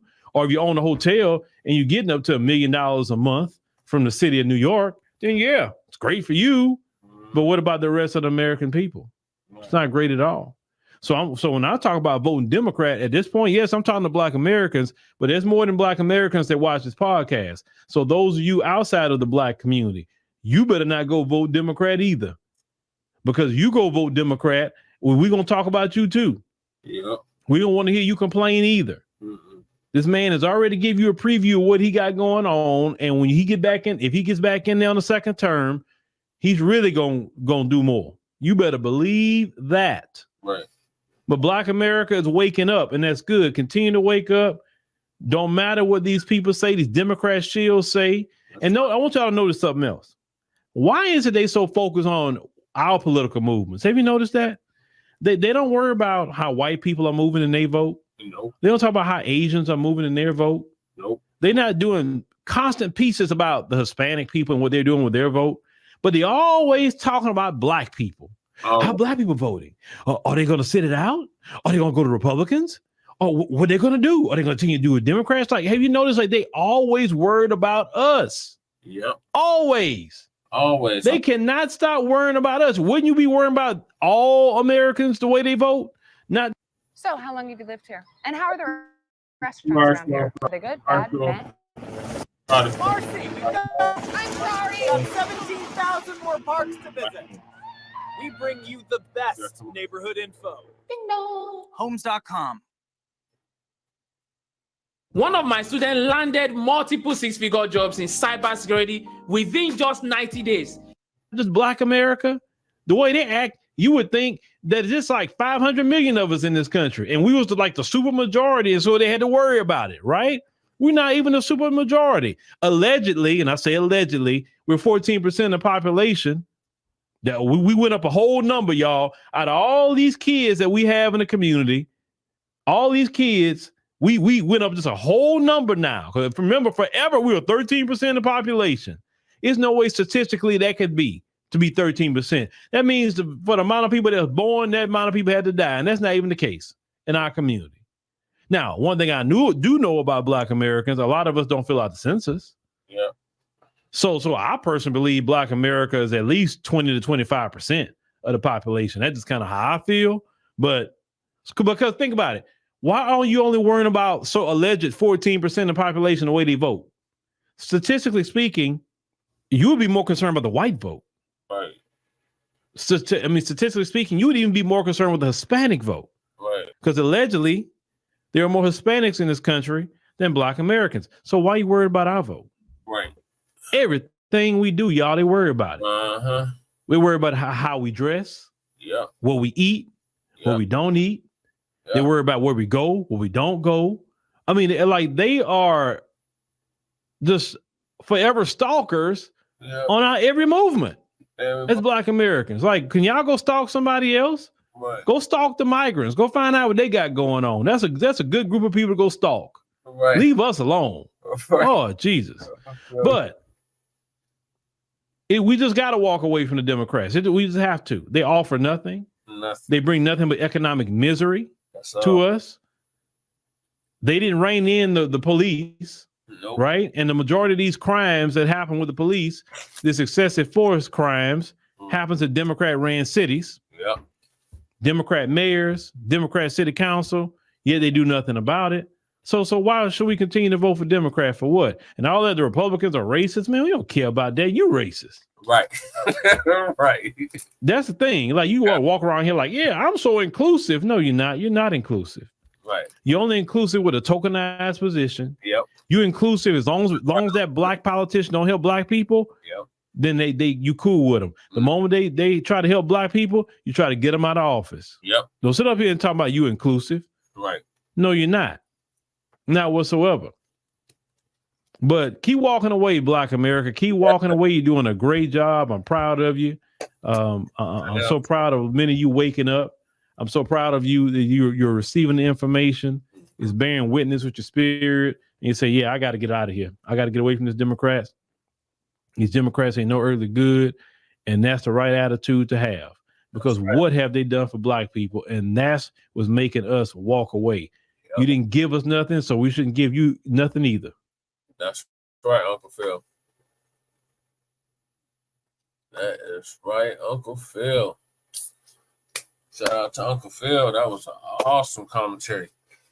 Yep. So y'all ain't got nothing coming, Democrats. So y'all need to hang it up. And all you shields, y'all must be out of a job. And I can't wait. Especially you Jeff Farts, you Roly-Poly Martins, and you goddamn Joyless Reeds, Tiffany Crosses, Busty Gillums. Oh man, I sit here all night naming motherfucking just Democratic shields. Y'all gonna be out of a job come November 8th. So, get ready for that.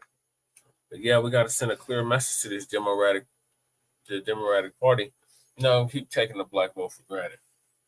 You giving any and everything to everybody else but us, including non-citizens, illegal immigrants.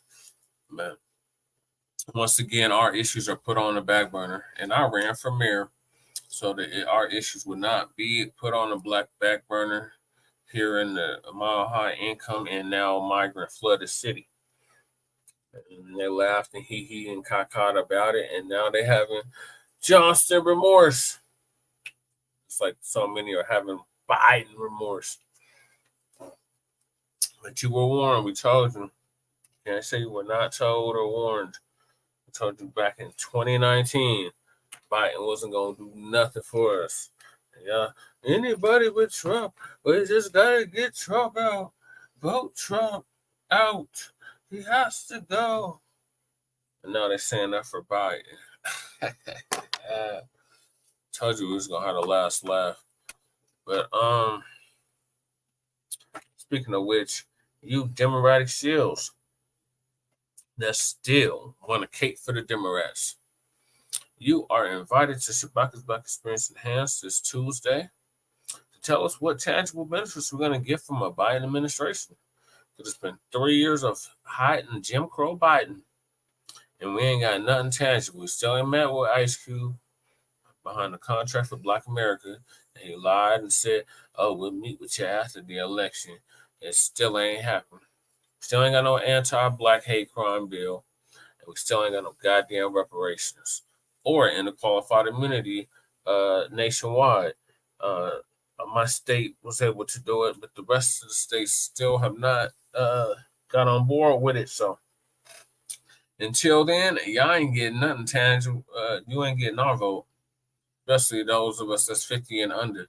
You're not getting our vote. You might get the civil rights generation, the baby boomers, the silent generation, and the traditionalists, if they're still alive, to vote for that bullshit. But us millennials, Gen Xers, Zs, and soon-to-be alphas is not having it. We're not going along with the get along. We're not comfortable living under the illusion of inclusion. We're not with any of that shit. So, and we are black first around here, around these parts. So don't come asking for the black vote if you're not going to do nothing specifically for the black vote. The black vote is for sale to the highest bidder. So come on, Democrats and Republicans or independents. Because the independents ain't offering us nothing either. So We might as well sit this one out, like Uncle Phil was saying. So we're down to the last topic of the night, Black family, and that is a national monument honoring enslaved Black people set to open soon. A landmark tribute. Appreciate all the viewers. Make sure y'all like and subscribe to Frontline Black News on YouTube and Facebook.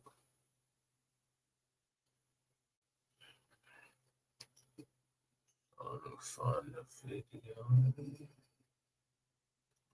Here it is. It's Lisa. She's going to give us an update. Shout out to Lisa Cabrera.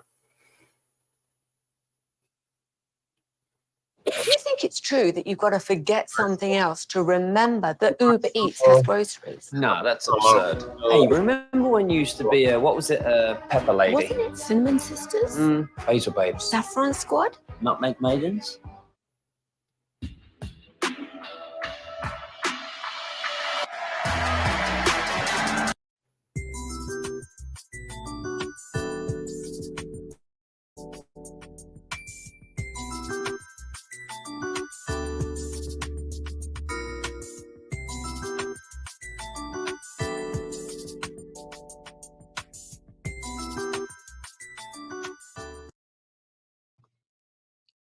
You know, the vast majority of the monuments that they put here for the Black community is always rooted in racism, slavery, and death.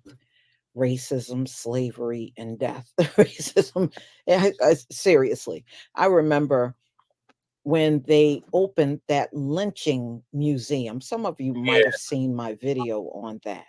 They did a lynching museum. And I'm sitting there. That must be for them folks.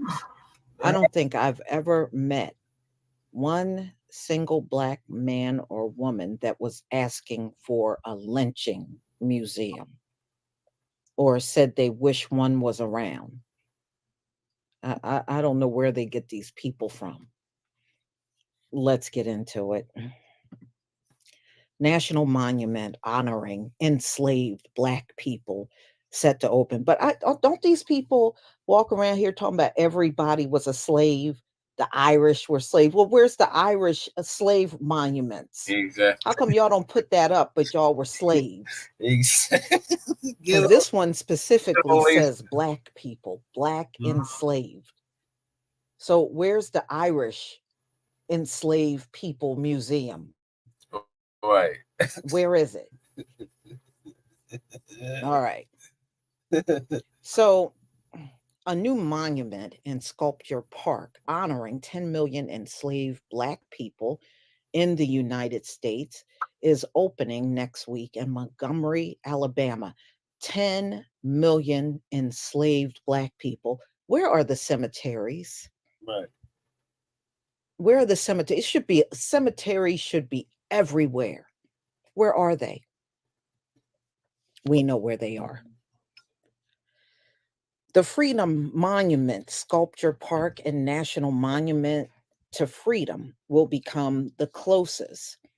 The United States has a national monument to the victims of the enslaved. Well, how come they're specifically saying the victim of the enslaved are Black, but we got these people running around here telling us Irish people were slaves? Well, then where's your monuments? Exactly.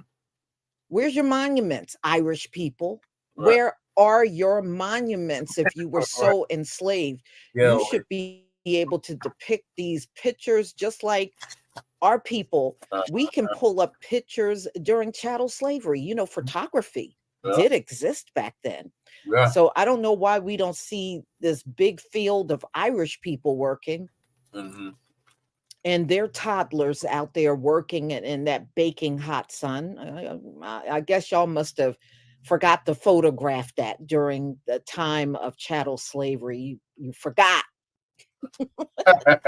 So it comes as some states in recent years have passed bills. So they passed some bills limiting the discussion of slavery in public school. Don't talk about that. Don't talk about that.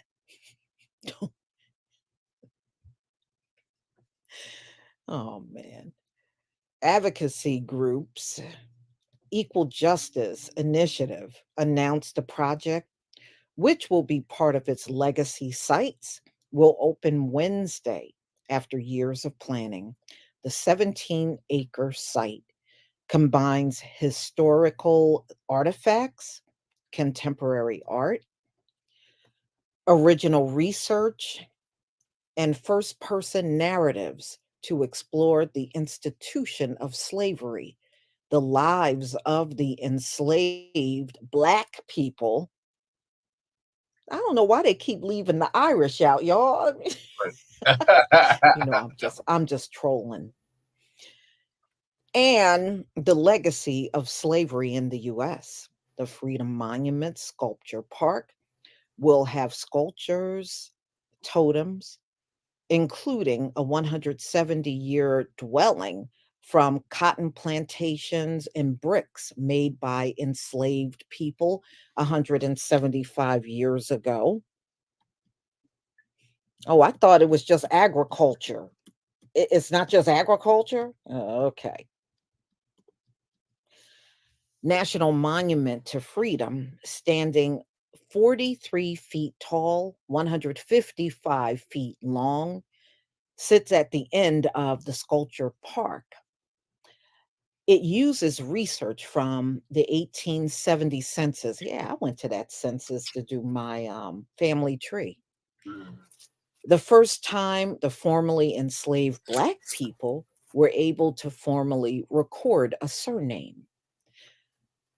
To list over 122,000 surnames and nearly 5 million Black people adopted at the time. I believe this will become a special place for millions of people who want to reckon with the history of slavery and honor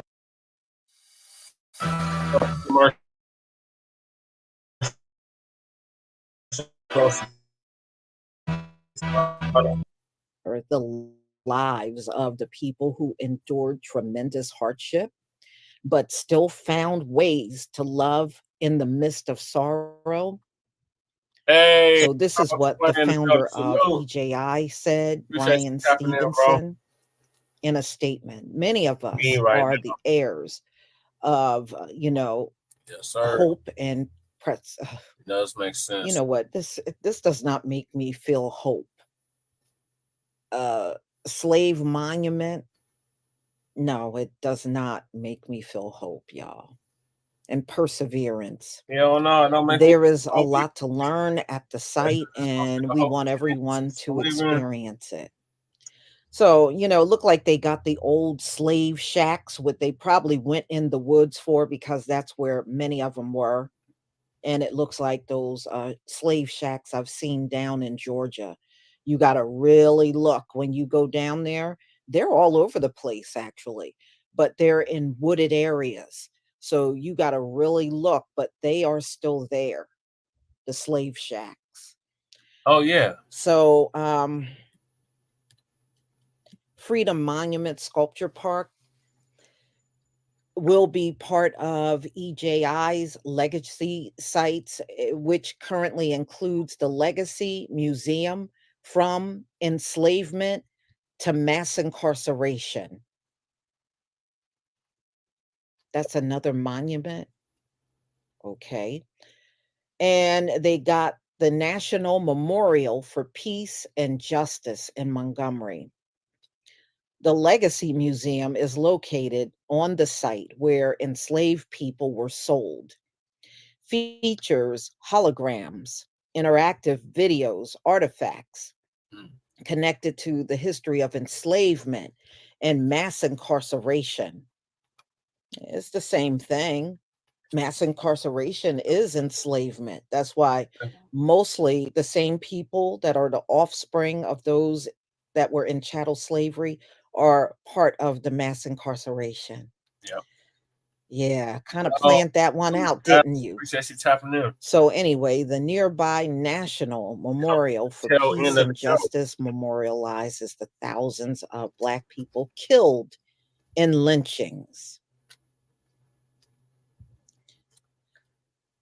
The new site at the Alabama River is the place where tens of thousands of enslaved Black people were trafficked by boat and rail.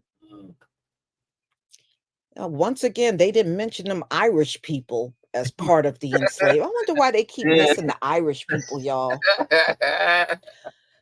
The Alabama River also passes under the Edmund Pettus Bridge in Selma, Alabama. The bridge was the site of the March 7th, 1965 violent attack by police on peaceful voting right protesters, known as Bloody Sunday. Cuddy Sunday. The new museum dedicated to Black history have recently opened in Washington, D.C. and South Carolina.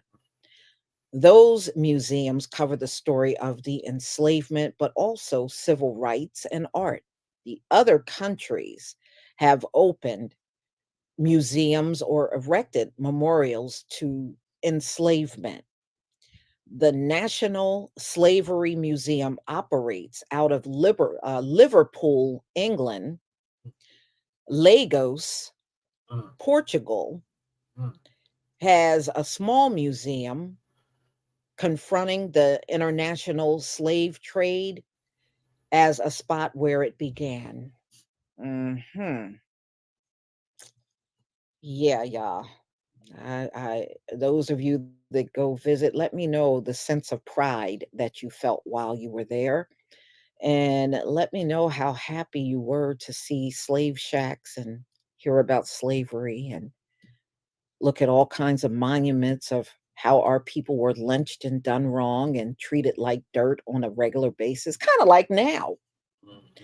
But tell me what you think about this video and let me know, if you notice the same thing about these monuments as I do. Let me know in the comment section. Please leave your comment and subscribe. Don't forget to hit on the notification bell, and I'll see you on the next video. Peace, family. And don't forget to like and subscribe to Frontline Black News as well. All right, y'all. So I'm gonna close it there. I appreciate everybody that tapped in tonight. Gotta go back through the chat. Shout everybody out. So we got Twin in the building. Our hype man, appreciate you, Twin. Deacon tapped in. Shout out to Deacon. Sab tapped in. Shout out to Sab. Salute. We got Jay in the building. Shout out to Jay. Make sure y'all sub up to Sab and Jay channels as well. And then we got Carlton Way. Appreciate you tapping in, bro. So yeah, we're gonna end it there. We're gonna be back with a part 3 or part 3 tomorrow. So stay tapped in, tuned for that. We got a holiday here in Colorado for Cesar Chavez Day, so ain't no city council tomorrow, so we'll definitely be able to do another live stream. So we'll see y'all then. In the meantime, make sure y'all like and subscribe to all our platforms. A lot of people owe us reparations, including the Africans. Yep, that part. Yes, sir. Yes, sir. So make sure y'all like and subscribe to all our platforms. Frontline Black News on YouTube and Facebook. The Revolutionary Agenda on YouTube and Facebook. And Baccs Black Experience Enhanced on Facebook and Twitter, now X. And you can find us on Blog Talk Radio every Tuesday. Baccs Black Experience Enhanced at 6 p.m. Western or Pacific time, 7 p.m. Mountain Standard Time, 8 p.m. Central Standard Time, and 9 p.m. in the East. So we'll see y'all then. It's gonna be a Biden supporter, or if you voted for Biden in 2020 and you plan on voting for Sleepy Jim Crow again in 2024, you are welcome to call in. at 516-418-5996 and press 1 and you'll be added to the queue. And also, Lady Che is running a fundraiser, so if you can help the doll out, Lady Che, there's her Cash App, so make sure y'all donate to that if you can. And we will see y'all later on. So peace, love, light, reparations and separations, and Black empowerment. Che and Kuma signing out from the Mile High Income and Migrant Flooded City. Peace.